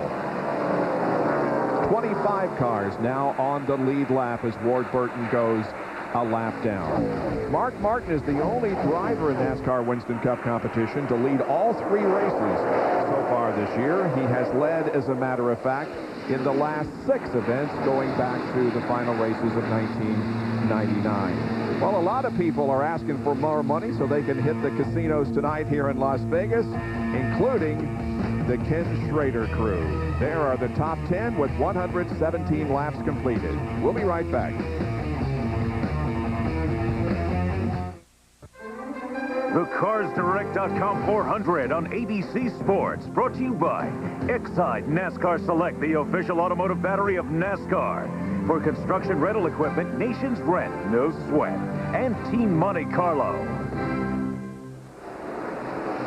Welcome back to ABC's live coverage of the CarsDirect.com 400 NASCAR Winston Cup race from Las Vegas Motor Speedway. I'm Bob Jenkins, along with Benny Parsons, Ray Evernham, John Kernan, Bill Weber, and Dr. Jerry Punch reporting from pit road. It's a 267-lap race. We've completed 123. And right now, after a rain delay of 20 minutes, we see that Mark Martin is the leader. In our Napa Field summary, Jeff Burton is running in 2nd position, the defending champion of the race.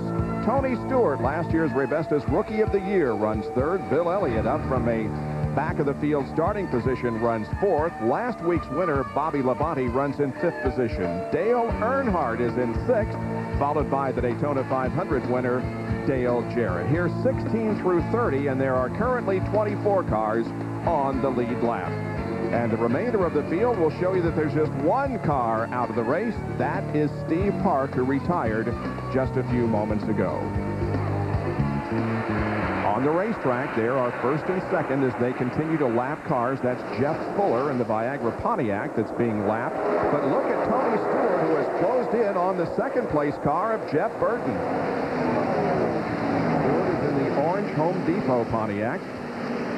And remember how well that Tony Stewart, Bobby Labonte ran at Homestead last fall, 2nd to last race of the year.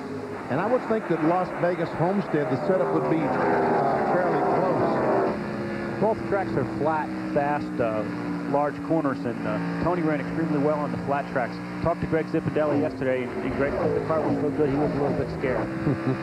You're always scared because you think something's going to happen when you have a good car, Benny. Tony Stewart started 7th, finished 17th in Daytona 500. He started 15th and finished 4th at the Rockingham facility last week. He started 16th here today and is currently in the 3rd position.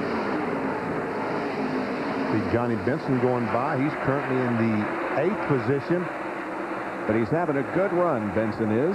Wow, Scott Pruitt looks like something's definitely wrong with the tire ride as Benson just blew by him off turn 2, and watch as Benson closes in right on the back bumper of Cherry Labonte in that Kellogg Chevrolet. Labonte is a lap down back in 31st. Johnny Benson started in 8th and is currently running in the 8th position. And right in front of him, a good battle going on for the 6th spot between the 88 and the 3. Earnhardt has it. Jarrett wants it, and Jarrett looks like he's going to take it away. He does. 6th position goes to Jarrett.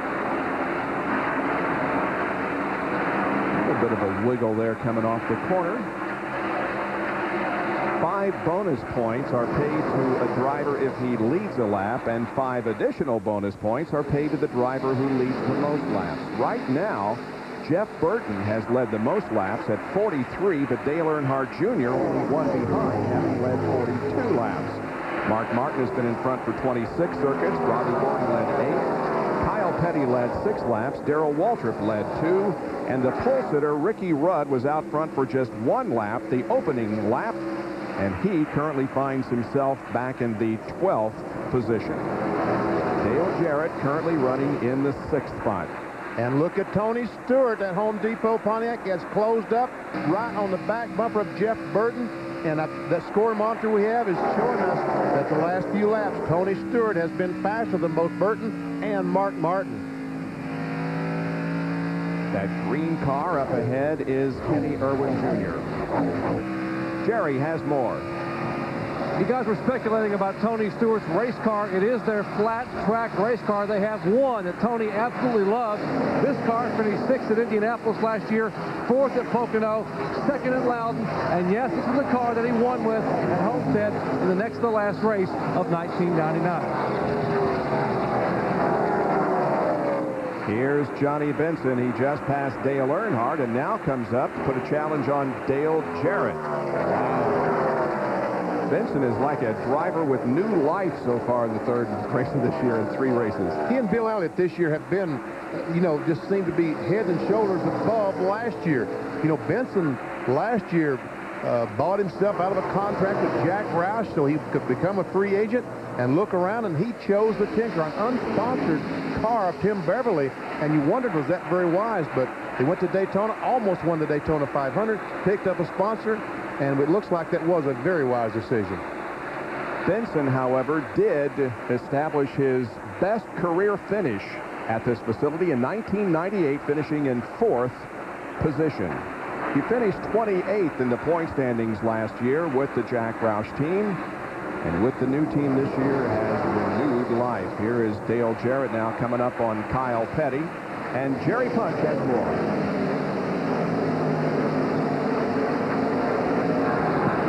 Johnny Benson was very quick to give credit to his young crew chief. His crew chief, James Ince, is the youngest crew chief in Winston Cup racing. He's been a crew chief for 4 years. He was a Winston Cup crew chief at the age of 24 and a half. He just turned 29. And also, by the way, that team this year has Hendrick horsepower. And that says a lot about right there about how well they're running. Hendrick horsepower, a young crew chief who communicates well with a very hungry race driver. Both finishes this year for Johnny Benson have been in the top 15. He finished 12th at Daytona, 14th at Rockingham. This was his best start of the year in 8th position. We have reached the halfway point. This time by, Jeff Burton looks like he thinks that Gatorade pays $10,000 for the halfway point. That's not the case. They pay for the driver that leads the most laps this year. And you saw that time how much faster that Jeff Burton was than Mark Martin. I think that was probably because Mark has been catching and passing some traffic.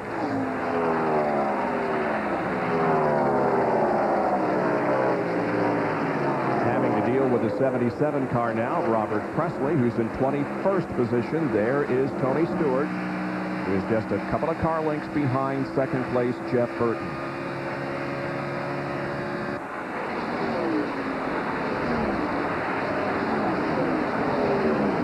Pass a car here and they take that line away. It really slows down your effort. As we saw Tony Stewart with no traffic just move in right on the back of these front two. And here comes Burton. This is for the lead. The Conseco on board shows Burton going by. Jeff Burton at the end of the back stretch takes over the top spot from Mark Martin once again. Official lead changes, of course, are only measured at the start-finish line. There is the start-finish line, so Jeff Burton leads the 136th lap. Now we'll see what Tony Stewart can do with 2nd place Mark Martin. Look at him come up. Whoa, all the way on the apron. Wow. I think Mark had some kind of, I think he had to get off the gas because of trying to lap Elliott Sadler's car. But now we see the 77 car of Robert Presley driving up on the inside. sometimes if you got to get out of gas for any reason, it takes a couple laps to get the momentum built back up with the gear in these cars. And for some reason, maybe with Tony behind Mark, he had to lift a little bit loose maybe. Presley was lapped just a few minutes ago. Mark having a difficult time getting around him. Well, it's Jeff Burton, Tony Stewart, Mark Martin, Bill Elliott, and Bobby Labonte, the top 5 here at the CarsDirect.com 400.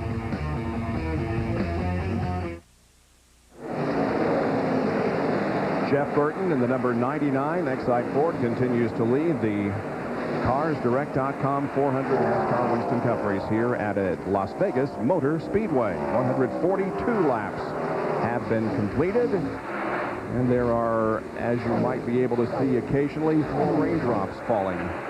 It does appear like the mist or sprinkles that we've had on and off all day are starting to increase here at the Las Vegas Motor Speedway. And Tony Stewart is closing right in that last lap. Burton trying to get by the 4 car, only ran 156. Tony Stewart over 158, but now Stewart has the same problem. He's got to try to get by Bobby Hamilton. And gets to the inside of him in the 3rd corner, and now he has no cars between himself and Burton. And the caution flag does come out. Caution's out. Come on around. Get back here. Must be rain, Bill Weber. Rain in turn 2 is what they're saying now, and rain is a great concern. Several of these teams just checked the radar. They're concerned the next time the rain gets here, that will be it. So what you might have to be concerned about now is if you pit. There's a possibility this race may not go back to green. That's only a possibility at this point, but it is figuring into pit strategy right now. Boy, Ray, this is a situation that you've been in many times. And I'll tell you what, this is the first time I'm happy I'm sitting up here instead of down there, because I would not want to be Frankie Stoddard right now. He's got to make a decision. Does he pit? Is the rain going to stay? We're past halfway. This is $1 million decision he's got to make. Frankie's going to earn his money today. I'm glad I'm up here. We have seen Jeff Burton win $1 million bonus in the rain. What would you do, Ray? I would have... We'd have a guy stationed down at the NASCAR trailer looking at the weather, and I'd just have to make a call based on what we've seen today. I'd probably bring him in, but then again, looking at what I can see from up here that he can't see, I might leave him out. But that's straddling the fence now. Come on, man. What would you do? Well, I'll tell you what. Even though it's Vegas, I don't know if I'd be willing to bet $1 million. Jerry, what are they saying down there? Ray, I think they agree with you. They have looked at the radar as well, and it's really a roll of the dice. There's a front moving in that's beginning to break up somewhat, but there's a lot of rain around that front, and so Frankie is talking to his driver. Jeff Burton said, you help me make the call, and from what I hear him saying on the radio, they're probably going to stay out right now, stay on the racetrack, and maybe figure the rain will move in, and they might win this thing along with $1 million bonus. All right, let's see. They're coming into the entrance to pit road. It's time, Ray. Well, the only thing he can do is watch his mirror if they start to come, and maybe everybody will stay out with the leader. Here comes Tony Stewart. He's, oh, no! No! Fake job. No one is coming down pit road, because I'm sure they've all been down to that radar decision. Looking at that radar and deciding that the rain may be here. Now, what do you think, Ray? Had Tony decided, had his crew decided to bring him in and then change their mind, or was Tony just faking him out? Tony was probably trying to get the rest of the cars to come with him and hang Jeff Burton out there, but Frankie Stoddard just breathed the biggest sigh of relief I'm sure he ever breathed in his whole life. So they made a good call. Everybody did stay out with him. Look at Frankie. What do I do? Come on, man. Help me out. He's got a few more gray hairs. He said rain. Either rain or quit rain. One or the other. Don't do this to me. And it is just a little bit more than a mist. We do have a couple of cars that have come in for pit stops. Jeremy Mayfield is on pit road. Jerry? With a very good race car here, they went ahead and made the call to come in and change 4 tires. They're going to roll the dice here at Vegas, and why not? I mean, they're not going to win if they stay out. They come in and pit, and everyone else eventually has to pit because they go back to green flag racing. They'll be the leaders up at the front of the field. 4 tires, Mayfield down and away. And in addition to Jeremy, Chad Little made a pit stop. So did Sterling Marlin and the 55 car of Kenny Wallace. That was a gutsy. I mean, that's a tough decision to make because Jeff Burton is eligible for the Noble $1 million bonus. If he wins this race, if it does rain and we can't restart this race, that's a $1 million bonus. Jerry, what's going on in Jackie Starter's mind right now? Frank, gutsy call to stay out. I mean, you were thinking about coming in and opted to stay out. You think the weather's here to stay? Well, our weather forecaster we've got down there is looking at it. He's saying it's here to stay, but, you know, I don't know what NASCAR is going to do. It's got lights, but I look up there in the stands, you know, and feeling for the fans and stuff, as cold as it is down here, I'd like to see them guys go home and you know, end it right now. As far as you're concerned, it's raining heavily right now. It may snow any moment, right? Well, it's certainly, the racetrack is black. I mean, the pit road's real wet. Safety-wise, Jeff said the back straightaway is real wet. You know, but the XI car's been good all day. It's not like this thing would be because of rain that we have a chance at this thing. We've got a good car. He's drove a great race. But hats off to the pit crew. They've done a great job all day in the pits, and I'm real proud of everything, no matter how it turns out. Reminiscent of Darlington, where you guys won $1 million last year when it began to rain with this very same race car, almost like a review of Darlington. Maybe this car doesn't think that it can go the full distance. I'm not sure what that means. Hey, let me ask you, if you were to come in here, if we get resumed, you'll have to make some changes on the car. I heard him say it's tight in the middle and loose coming off. What will you change? Oh, we're just going to make a few air pressure adjustments, maybe a little bit of wedge, track bar, just some small changes. The car's pretty good. He's been driving real hard to try and stay in the lead because, you know, fresh air was better for him. The 22 held us up a little bit, but I can understand that he was trying to stay in the lead lap. Once the 6 did get by him, the 22 let us go. We appreciate that. They worked with us really well, and we appreciate that. We'll back away and let you do your rain dance. Thanks a lot. You do something too, would you? Okay, Frank started. By the way, this car that he's driving today, Jeff Burton, won the $1 million last May at Charlotte and another $1 million last September in the rain at Darlington. Let's check in with Bill Weber. And they've told the teams they're going to park the cars down in turn 1. I'm with Jimmy Finnick, crew chief for Mark Martin. I know you love Las Vegas, but you had to gamble there and stay out, didn't you? Yeah, I mean, everybody had to stay out. The rain's coming, so our car got a little bit tight there and got past, and I don't know, I wish you'd go back green racing, but I don't know, the rain's coming, so we had to stay out. And you had that information about 4 or 5 laps before the caution came out. I heard, I believe it was Jack Roush say next time it gets here, it could be here for a while. Yeah, Jack's been down there checking the weather for us on it, and we could have just got a little bit more, but like I say, Mark was trying. We warned him about it, but the car just got too tight on us. Okay, your car was tight both in and out, he said. Yeah, going in, coming out of the corner tight, so we were going to fix it, loosen up, but looking at the weather, I don't think we're going to make it today. Let's hope they're wrong. Let's hope we get it in. Best of luck. Thank you. John Kernan. Well, I'm in Bill Elliott's pit. Bill is up to 4th. Remember, they did a 2-tire change early for track position. It has paid off. Mike Ford is the car chief. And Mike, you opted to stay out there. Do you think this rain's here to stay? Yeah, it really looks like it's here to stay. Like I said, we took 2 tires there for track position, knowing the rain was going to be here, and we had a long way to go because we didn't get qualified like we'd like to. And going for track position, provided the rain stays, we're hoping it does, it would have paid off for us. This drive-through crew did a real good job getting him in and out, and hopefully we can pull the top 5 out here. A lot of changes within this team, crew chief by committee with Bill this year. Are you surprised at how well everything is working so far? We'll definitely go to Daytona for the 500 and come home in 3rd spot. It took us a while. Testing-wise, we weren't very good. We all went to work, had a lot of different ideas, but it takes time when you have a lot of new people. Just like this weekend, we unloaded. We weren't very good.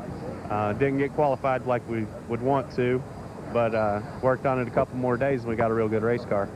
It's a brand new race car, too. It hadn't even been on the track until Friday, so was it a difficult job to sort it out? Well, definitely. A lot of these cars came and tested, and like I say, we brought a brand new race car, and there's a lot of learning going on in this pit here. Well, I think they deserve an A for their first quarter grades. Team doing a fine job in the year 2000. So the rain comes out and the red flag is being displayed here at Las Vegas Motor Speedway for the 2nd time this afternoon. We had a 20-minute delay earlier. Bill? And Greg Zipadelli is here. Actually, now he's talking with Mark Cronquist, who's one of the engine builders from Joe Gibbs Racing. Mark is usually down in the 18 pit. He's come down here to talk to Zipadelli, probably talking about what to do with those engines, those motors, if this race goes back to a green flag condition. Obviously, we want to get a word with Craig Zipadelli, and I guess the $64,000 question is, was he supposed to come or was he just bluffing? Who's that? Your driver coming down pit road. No, we talked about it. We were just bluffing. He said he was practicing for maybe someday when it really will count. Did a good job, looked good. No, the Home Depot Pontiac's running really good. We were really good yesterday morning in practice, struggled last night, made a whole bunch of changes this morning. Tony's done a great job. Pit stops have been really good today, and hey, we're second. I don't know. I'd like to say we finished this thing, but I don't know if we're gonna. Your car has gotten better lap by lap here today. It seems like we're really good in the long run. We don't give up that much. We maybe not have the speed at the 99 and the 6, and I think they're kind of just playing with us because they can kind of like take off whenever they need to. We're still a little tight in the center. I think we can still make our car a little bit better. Whether it's good enough for the guys around us, I don't know. We'll just keep working on it if we get that opportunity. If you get that opportunity, will you put some more tape on the nose? Is that something you're thinking about? I think we're just going to work with maybe the track bar and some air pressure. Aero balance, it seems pretty good behind cars, alongside cars. I hate to screw that up. Everything's damp, rubber on it. I go counting on that, it might fall off, and I'm going to lose it. So if I race the track bar, I know what I got. Okay, I hope it goes back to green. Thanks man. Craig Zipadelli, the crew chief for Tony Stewart, who currently is in second position to Jeff Burton. The red flag is out. 148 laps of the CarsDirect.com 400 have been completed.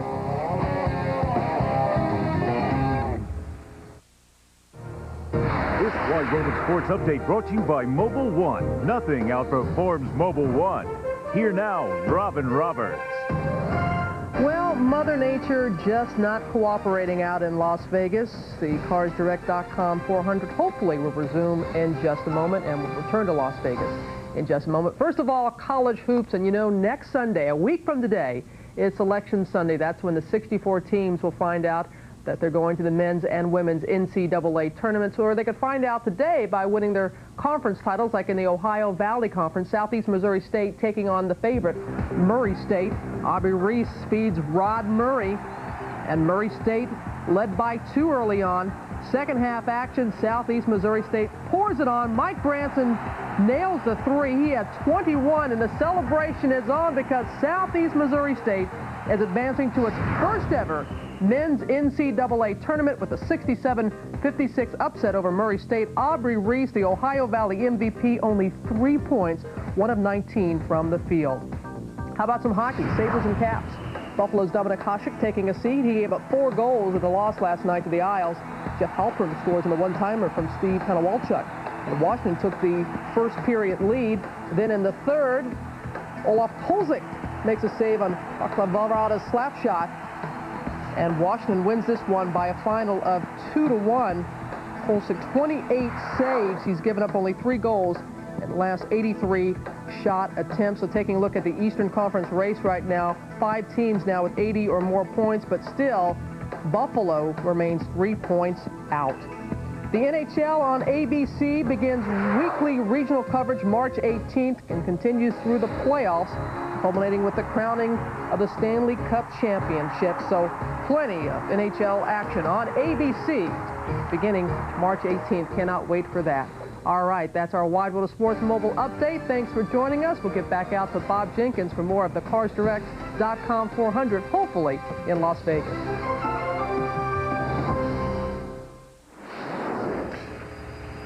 Once again, the cars are stopped down in the turn 1 area. The tarps are on them, and now we see the umbrellas being carried by the NASCAR officials. It is raining here at Las Vegas, and it's raining probably as hard now as it has for a while. It has wetted the track, but still we got a long time to go here, and they do have lights, so hopefully we'll be able to get this entire race in its entirety.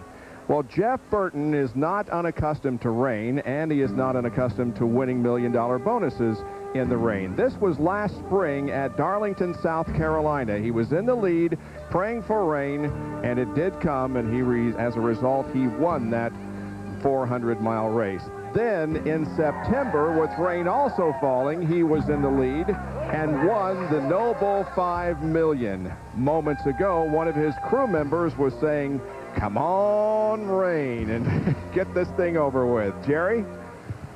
And Jeff, it's raining, you're leading, and we're in a red flag situation, and it's $1 million for grabs. We've done this before, say last September. Well, I hope it has the same results. The X-Side horse is really fast. On a long run, we lost a little bit right there. The 20 car really came on us, and I don't really know what's going on. The 6 car, he's fast. I don't know who else is fast, but we're going to have to be better. When it goes back green, we're going to have to make it a little bit better because the 20 will beat us if we don't. Are you anticipating it'll get back to green flag racing? You're getting French fries thrown at you by the guy that's chasing on the racetrack, Tony Stewart.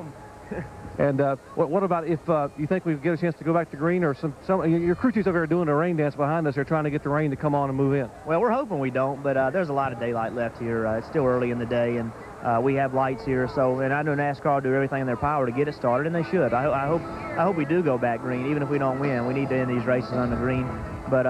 Whatever happens is, you know, we've been really competitive. We feel good about what we've got, but again, we've got to make it a little better if we don't win this thing. And we talked to your crew chief Frank. He said he would have to make some adjustments on the car if he did make a pit stop because the car is really not to your liking, even though you're running out front. Well, it's good, but you know, like I said, the 20's coming, the 6 is there. I see the 3 is sneaking up. You know, everybody, when you're sitting there leading, everybody has something to gauge off of, and they're sitting there making their cars better. If we don't make our car better, they'll beat us. Well, let's go over and move up, talk to the guy that's chasing you here for just a moment, and was throwing French fries at you a moment ago, Tony Stewart. Now, I know the deal. You're going to share the French fries. I hope he'll share that $1 million as he's pouring water on both of us here. That was from Jeff Burton, courtesy of Burton. How about your car? You got something for the 99?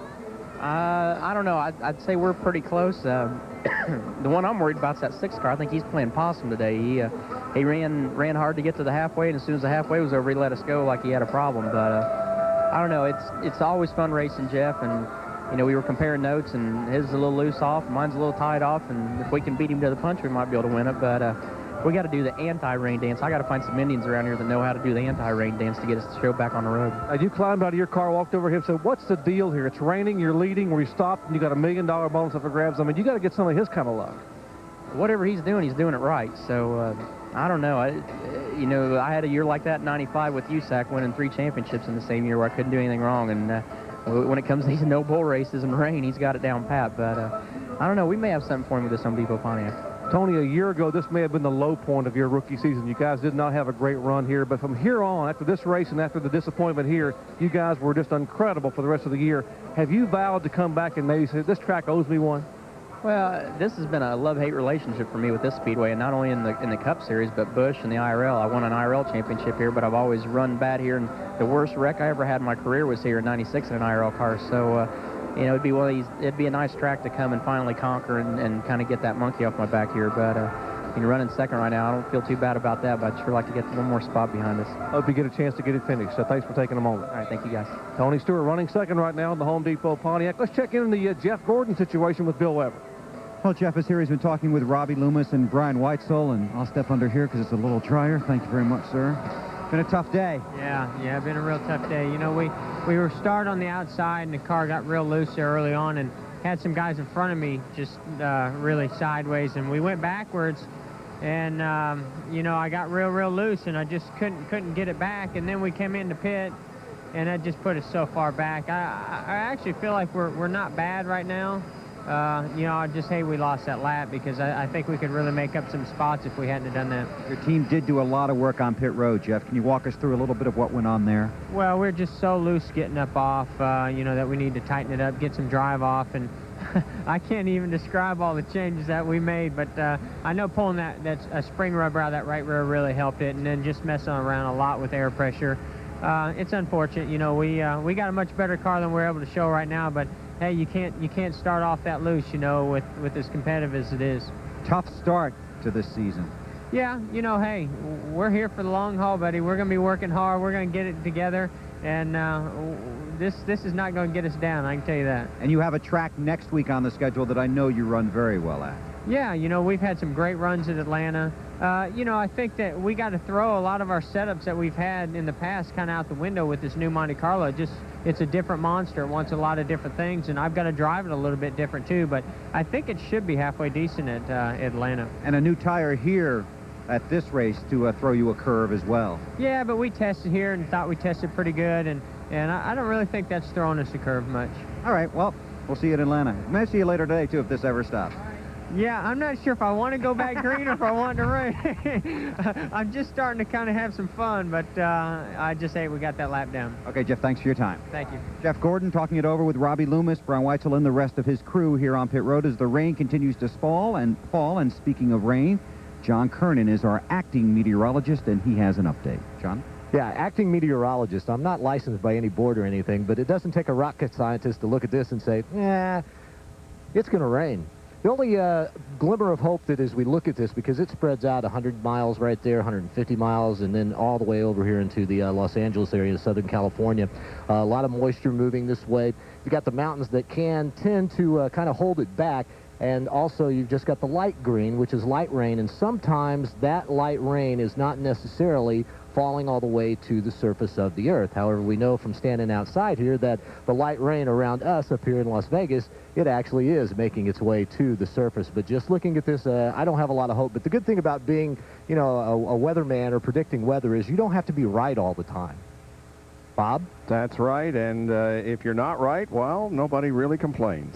But I do hope they get this thing restarted. Let's take a look at a Napa field summary where they are running at the conclusion of 148 laps and another rain delay. It's Burton, Stewart, Martin, Elliott, Labonte, and Johnny Benson running in the top 5. It's really been a very safe race. We have had no cautions as a result of crashes. We do have one car out of the race, as we will see when we look at the rest of the running order right now. 16 through 30. We'll show you that the 36 car of Kenny Schrader is running 16th. 19 cars are on the lead lap. We talked with Jeff Gordon just a few moments ago. You see him there in 28th position. Steve Park is the only driver out of the race. He retired the #1 Pennzoil Chevy a few minutes ago. We're at Las Vegas Motor Speedway. I'm Bob Jenkins, along with Ray Evernham, Benny Parsons, Bill Weber, John Kernan, and Dr. Jerry Punch. And it is raining in this third race of the 2000 NASCAR Winston Cup season. Once again, Jeff Burton is the leader of the race. Back after these messages and a word from our ABC stations. You're watching the CarsDirect.com 400 on ABC's Wide World of Sports. The CarsDirect.com 400 NASCAR Winston Cup race here at Las Vegas Motor Speedway is in its second rain delay. We had a 20-minute delay earlier, and now the track is a little bit wetter than it was earlier, and so this is going to be a much lengthier one. Because we do have the car stopped down there in the Turn 1 area, and it's probably the only sport that we will be able to talk to a competitor during the actual running of the event. We're just past the halfway mark. We've talked to Jeff Burton and Tony Stewart. They're running first and second. Running third is Mark Martin. Mark, the race car looks to be pretty good for you today. Are you comfortable in the car? As you said, obviously it's raining now, but is the car on the racetrack pretty comfortable to you? Car's been great today. You know, it's been working well. Burton is really fast, and we're keeping our eye on the target here. You know, if this thing gets going again, we've got a car that can contend. We talked about the fact that your car, a couple of times today, looked like it lost power or slowed dramatically on the racetrack, and then it didn't pick back up. What was that about? Well, one time I remember for sure, early in the race, when I went after Jeff Burton for the lead, I was behind and I was catching him. My car, you know, was picking up a little bit of a push off the corner. I tried to power through that, and it didn't work. The car got out right on the edge of the marbles, and, you know, I had to shut it down. And with the straightaways this long, it's really critical to get off these corners with good momentum. And it broke the momentum, and, you know, I slowed down. I got to preserve that piece. You know, it could give me what I need to win this thing, and we got a great car there, and, you know, we got a lot of competition. This race has potential to really be something. Bill Elliott's running great, and what a crowd favorite that would be if he could get up there and contend. And I think that Tony Stewart's maybe one adjustment away from being really hard to handle. Jeff Burton's really strong. You know, I see the 18 car back there. He's coming along. This thing could get interesting. Tony Stewart said that he thinks you might be playing with him a little bit. You really have the car to beat and may have backed off and let he and your teammate Burton go by. Are you playing a little possum, or is the car just a car going away here late in the run? It went away in that run. We did manage to get to the front there in the traffic. Jeff was having a little trouble passing his brother and probably thought that I might have a little bit better luck at it than he. And, you know, the car, once I got out front, it was good there for a little bit, but it gave up a little bit, and we've got a little bit of adjusting to do to the thing to really make it stay with us all the way to the end of a gas run. It runs pretty strong in the middle of the run. It's not the quickest car on new tires, and it's not the quickest car at the end, but in the middle of the run, she's pretty strong. I know you're proud of your run today, but you're very proud of your son, Matt, who for the first time last night in a B main, first time ever, finished second, I'm told, in Orlando. That was Friday night. Yeah, he moved up to junior Honda, and it's a little bit more of a challenge than the novice class that he was racing in last year, so I was real proud of him. He did real well. Hey, good luck today, and good luck. If we restart this thing, good luck out there. We'll see what happens. Thanks. We're looking forward to it. I hope it gets started again. Got a million reasons he wants to see this one get back to green flag racing. Let's check in up in the Johnny Benson pits with Bill. Well, earlier in the week here in Vegas, some of the sports books had Johnny Benson at 75-1 and 60-1. Not that I would know personally, but I heard from good sources.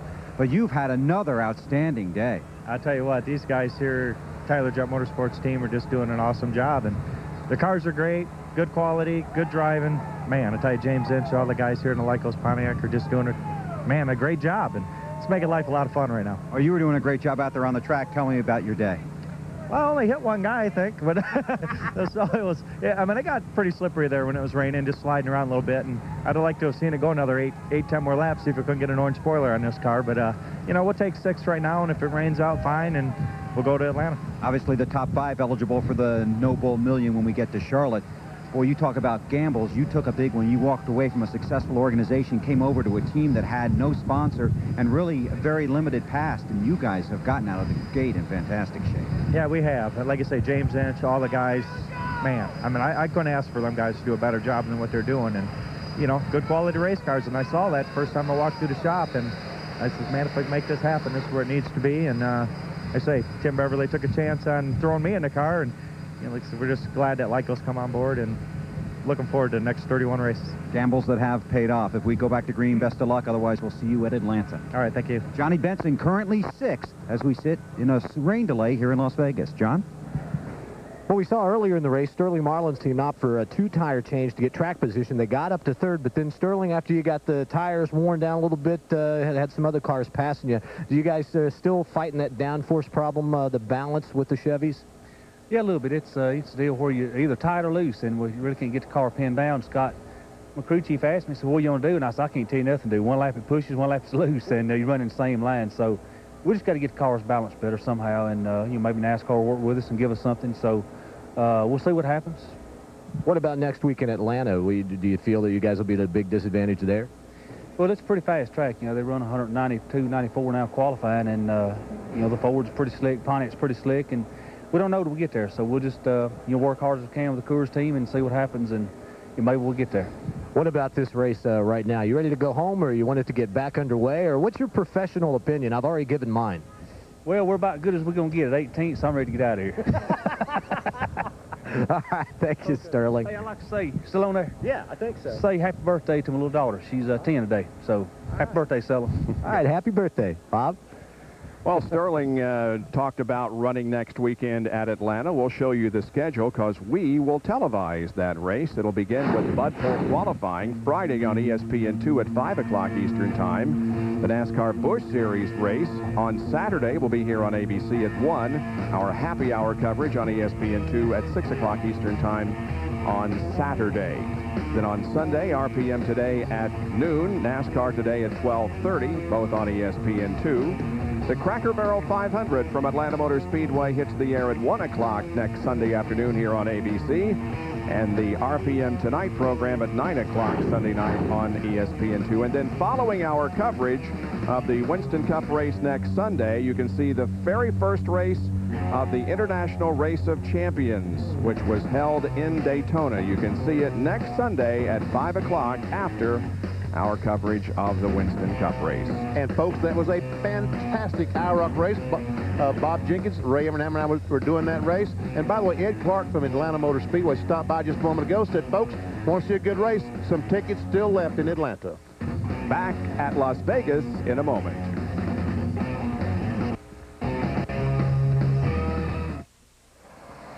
Rain continues to fall here at Las Vegas Motor Speedway. Not a heavy rain, but the track, as you can see, is now totally saturated, and this race is stopped for the second time. Well, Ricky Rudd had high hopes coming into this race. He started from the pole position. Let's get his thoughts as he is now in 12th from him and Bill. Ricky, you did have high hopes for today. How's your car right now? Well, Bill, it seems like we've done it about 3 weeks in a row. We start off not too good, and then we get dialed in as the race goes on.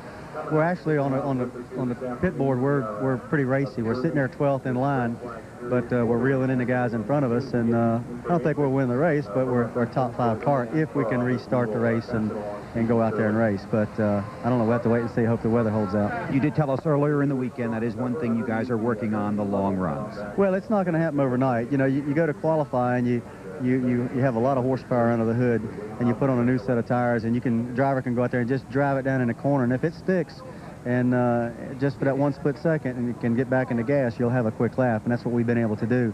And it's not that we're handling bad, it's just that we handle better towards the end of the race than we do the front of the race, and we just need to figure that out so we can start the race in a little bit better shape. But it's coming. It's going to take a little while, but it's coming. How long is a little while in that kind of a situation, Ricky? 3 or 4 weeks. Yeah. And this is 3. Yeah. Well, 3 or 4 weeks from now. Oh, okay. Get by a little time. Because you and your crew chief, although you have worked together, basically with a whole new team. Well, it's a new team. It's a new race car. You know, it's a new Taurus, and it has some different characteristics that the old Taurus didn't have in it, and it just takes a while to work those things out. I know they've been in the wind tunnel a couple of times and trying to learn something, and like I say, it's coming, but basically it's sort of a brand new race team pulled together, and I'm happy with the results, and we're running well at the end, but we just got to figure it out so we can get running a little bit better at the front of the race. Okay, we'll keep watching. Best of luck. Okay, thank you, Bill. That's Ricky Rudd, currently 12th on the pole. Let's go to Jerry. Well, Derek Cope, it may be raining, it may be cold, and wind may be blowing, but it's a sunny day for this Finley Moore team because you guys got some great news this morning. That's true. We got a sponsorship for the next 2 races with everythingcommerce.com, and with an option to go on for the full year. So things look real good. We'd like to have a little better day for them today, but you know, we're going to a place that's really good for us at Atlanta, and hopefully we can showcase what we can do down there. We followed your progress in Daytona, and you guys were incredible down there. I mean, the team put back together, Bud Moore, the veteran, Joey Knuckles, the crew chief, and you get Early Elliott Motors, and you guys were a factor in every practice session and ran well in the qualifying race. Well, we ran really good down there. The car was excellent. The guys had worked really hard over the winter. And then, you know, obviously we knew we were on a limited schedule. And then, you know, we knew we had to procure funding so we could continue on. But that was a great motivator for us at Daytona. So it showed that we could run up front and vie for a win, be in a position to win races. And that's what you have to do. So, you know, we didn't really live up to it today as well as I'd like to have. But Atlanta's a good place for me. I've led races there and run good and finished 5th a couple years ago. So hopefully we'll go there and we can showcase everything commerce.com real well the next week. So Las Vegas, Atlanta. Now, what happens after Atlanta as far as the limited schedule you're going to run, or will you make a decision in Atlanta as far as future sponsorship with these people or races? They've got an option, you know, a first right of refusal for the full sponsorship for the remainder of the year. So they have looked at this thing. They really think it's a great vehicle for them.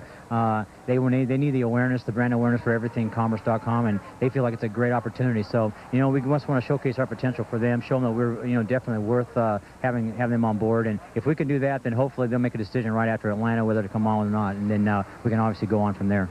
And good luck on the progress. Thanks for taking a moment to come by and join us. Thank you, Jerry. Appreciate it. Derek Cove, 1990 winner, the Daytona 500, gets a sponsorship and back on the circuit possibly full-time after this week.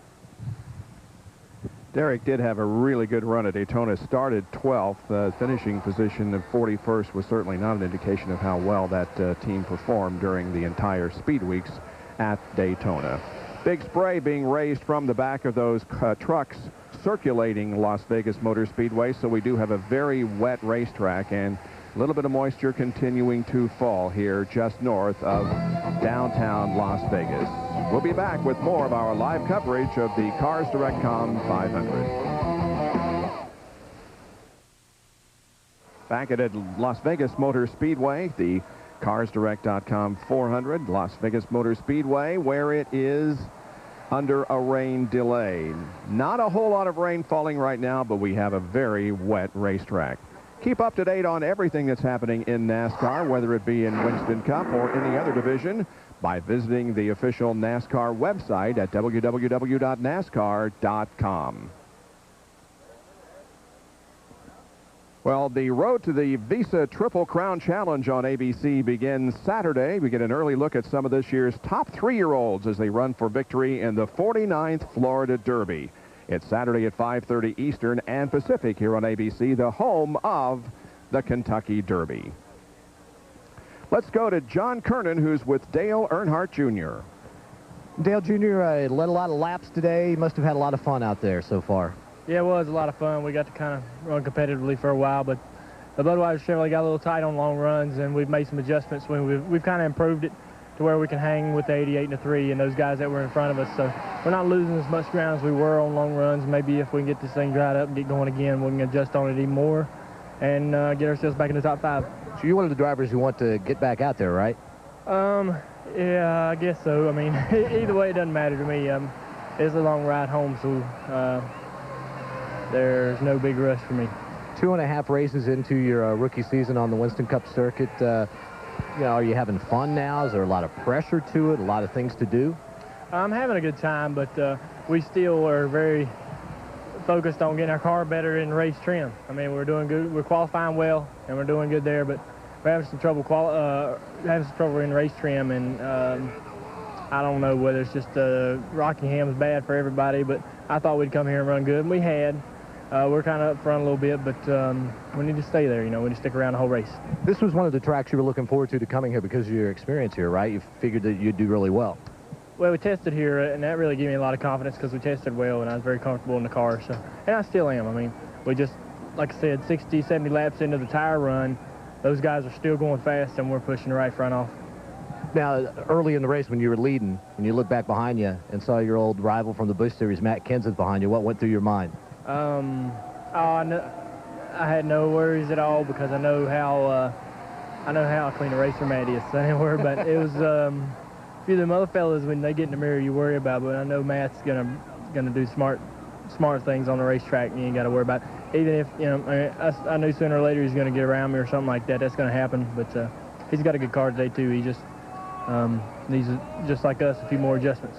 Well, Dale Earnhardt Jr. looking for a very successful rookie season, and now to his father, who's, 7-time Winston Cup champion. He's had several very successful seasons. He's with Jerry Punch. All right, and we are back here with Dale Earnhardt Sr., just talking to Earnhardt Jr. a moment ago. Now, his car runs well early in the short runs, but as you continue to go on, your car gets better and better and better, and you just went right on by. Yeah, well, I've been pacing myself. We got a little break here, and we get some clear weather. I've had a Coca-Cola and a snack well, Nabisco snack well, so I'm ready to go. We get this rain out of here. You might not get to finish that cookie off. We got Corky here on the camera. He's pretty hungry. I'll give him a pack, man. I'll give you a pack. Your race car, obviously, we watched you some lap times. You and Bill Elliott were the 2 fastest cars on the racetrack after about 30, 35 laps. I mean, the car comes on after about the middle part of the run, it seems to. Yeah, and we went and adjusted on it, and boy, we really messed it up for this last run. I got so loose and getting in 3, but we're going to go back on this restart and adjust back the other way and be happy with it. We made some last-minute changes this morning, Kevin and I, and the car is basically like we started with it in practice, and we hadn't really changed anything, and we just did a little rubber here and a little this on the spring, a little shoring up the spring a little bit, and I think we're in pretty good shape. And then we adjusted in the last pit stop and really made it loose, so we're going to go back to where we were. Enjoyed having Junior in the Winston Cup Series. I mean, I know you guys talk a lot, and you own the race cars, and so do you learn something from having the extra cars to be able to do R&D with? Yeah, we do. Pennzoil Park and Dale Jr. and Budweiser has it's really helped Dale Earnhardt and Richard Childress and Mike Skinner to improve the Monte Carlo and improve the aerodynamics on our program. So we just keep improving. Maybe we can improve right to the front, but it's fun having your kid out there racing too. And I was really upset with the Park's engine breaking, but hopefully we can rebound and get him some running better. But it is good to see a kid running good and racing with him. Matter of fact, he's just a couple cars behind me. He's making his move back to the front, so I got to adjust and go faster too. Now that you're an owner and you got all those people you're responsible for, what about team curfews? Do you put curfews on these young kids that like to go out and play a little bit at night? They're both still single and both enjoying life a little bit. You have to keep them under wraps a little bit as sort of the senior member and the guy that's got all this investment for them? I have to watch Park as much as I do Dale Jr. Both of them they like to enjoy themselves and go out and then Park rides his motorcycle and does a lot of this and that, but they're pretty good guys. They get in early on race night and get ready. Speaking of enjoying yourselves, you seem to be having as much fun this year as I've seen in a long, long time. Great at Daytona. Really had a good time at Rockingham. Are you just more relaxed, or are you just excited about the fact this could be the 8th Winston Cup championship you've been waiting for? Well, I feel good. You know, last year we were, and I think even before, I think my neck was giving me trouble and I didn't realize it, and I feel a lot better now, and I'm ready to go racing. And the car, the Monte Carlo itself, I think is a better race car than I had last year, and it gets in the corner good and nice, and it really lends itself to the way I drive race cars. So we'll see what it does. I can't let you go without mentioning the guy that we all miss, and we all wouldn't be here if it weren't for him, and that's Bill French Jr. I know watching back in Daytona, I know we all send our prayers and best wishes out to him. I know you speak with him quite a lot, but in Daytona, when you won that IROC race and you walked out of victory lane up there and handed him the trophy and gave him a big hug, I know that meant a lot to you as well as to him. Well, it was, and to see him at the racetrack was great, just to see him there, but to have him up and moving around, and I think he's fighting it, and I think he's winning the battle. And we're all praying that he does. I talked to him the other day, and I think Friday or Saturday, and he'd been out on his boat fishing in West Palm a little bit, so he snuck away, and I think Betty Jane's probably going to get on him when she finds out where he went. Well, we all wish you the best. Dale, good luck to you if we get started racing. If not, we'll see you in Atlanta. All right, we look forward to it. Dale Earnhardt Sr., of course, we all send our best wishes out to Bill French Jr. battling that cancer back in Daytona. Hurry back, Bill.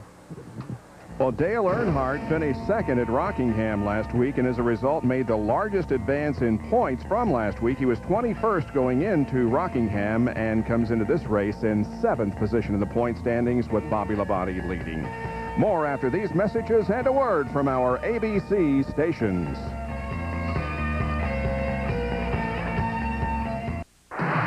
You're watching the CarsDirect.com 400 on ABC's Wide World of Sports.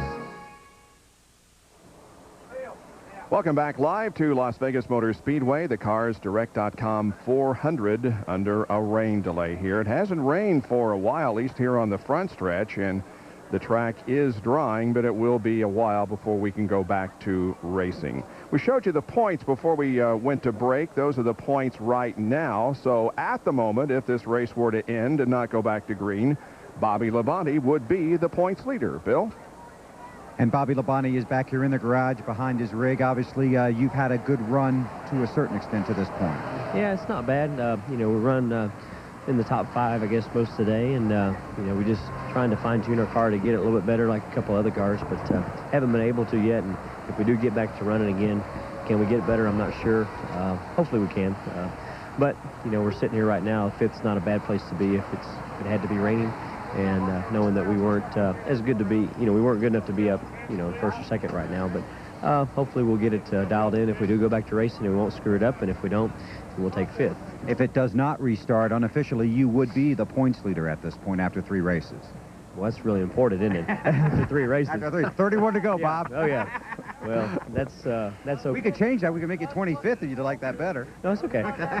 I do pretty good at that myself, probably. But anyway, it's yeah, it's we're enjoying that right there. You know, we've got some good consistent runs out of the first 3 races. So you know, we're just trying to make it through. And if we make it through today in top 5, that's great. If you know, whatever, if we go back to racing and we screw it up, then that's our own fault. But hopefully we can get it good. Got to say hi to Joe. He's back with his mom, and just want to tell him hello. And we're still doing okay. Obviously, though, every point is important, and you have won a race already this season, and the fact that you would be #1 shows that your team is not only winning, but consistent through the first 3. Yeah, I mean, that's still 31 races to go, but we have hopefully built a lot of that up, and, you know, if we can just keep digging, then, you know, hopefully it'll pay off. Just one more question. Did you guys make a gear change on the car this morning? Yeah, just a couple points, nothing big. You know, we just thought we saw a little RPM off yesterday, so we thought we'd try it. How does that work out? It's okay. I mean, we really don't, you know, probably a little bit better in the longer run than in a short run, but, you know, so really I think it might have washed out, kind of equaled out. Thanks, Bobby. Okay, let's wash out today. We'll see. Right now it is certainly under a red flag here at Las Vegas. Bobby Labonte currently 5th here as we sit in the ring. John? And one driver who wished that the rain would have held off about 5.5 minutes is Robbie Gordon, because everybody was scheduled to come into pit, and he was off sequence. That would have put him in the lead. But Robbie, right now you're 13th. That's not too bad. We're not too bad, actually. If it does go back green, if we get the opportunity to go racing, we think we have a pretty good race car. This will probably be the time that we'll go back and get on sequence with everybody else. You know, we made some changes last night on the car. Crews did a really good job implementing those changes, and the car's pretty competitive. You've qualified for the 3 races, brand new team, run well, led laps today. Are you amazed at how well this team has come together? Because this is something you put together late last fall. Well, at least one of our goals is to at least put a competitive race team together, and we're not straying from that. We're going to work very hard until we do have a competitive race team. You know, we're closing in on it.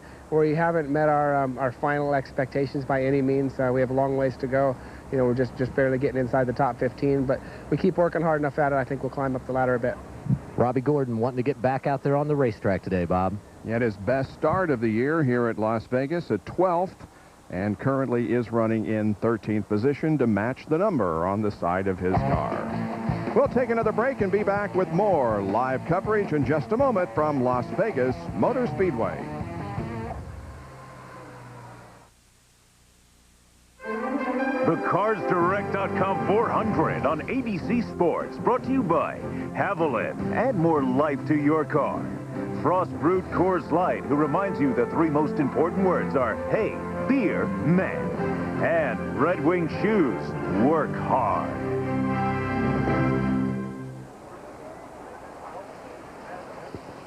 I'm Bob Jenkins, back live at Las Vegas Motor Speedway, where the rain delay continues. All cars resting down in the turn 1 area of this 1.5-mile facility. Well, let's update you on where everybody is running right now in a Napa Field summary. And Jeff Burton is at the front of the field right now with Tony Stewart running in 2nd, then Mark Martin, Bill Elliott, who's had a great run. Bobby Labonte is 5th. Johnny Benson, we talked with him a little bit earlier. He's running 6th, followed by Dale Jarrett, Dale Earnhardt, and Joe Nemechek, with Dale Earnhardt Jr. running in the 10th position. Here now is 16 through 30. There are 19 cars on the lead lap, and Jeff Gordon is not among them. He has lost a lap, finds himself in 28th spot. Now the remainder of the running field, Terry Labonte running in 31st position, and Steve Park, the only car officially out of the race with an engine problem. 148 laps have been completed out of 267, so we are past the halfway point. When we come back, we will talk to Rusty Wallace and to Bill Elliott, so stay with us for more from Las Vegas.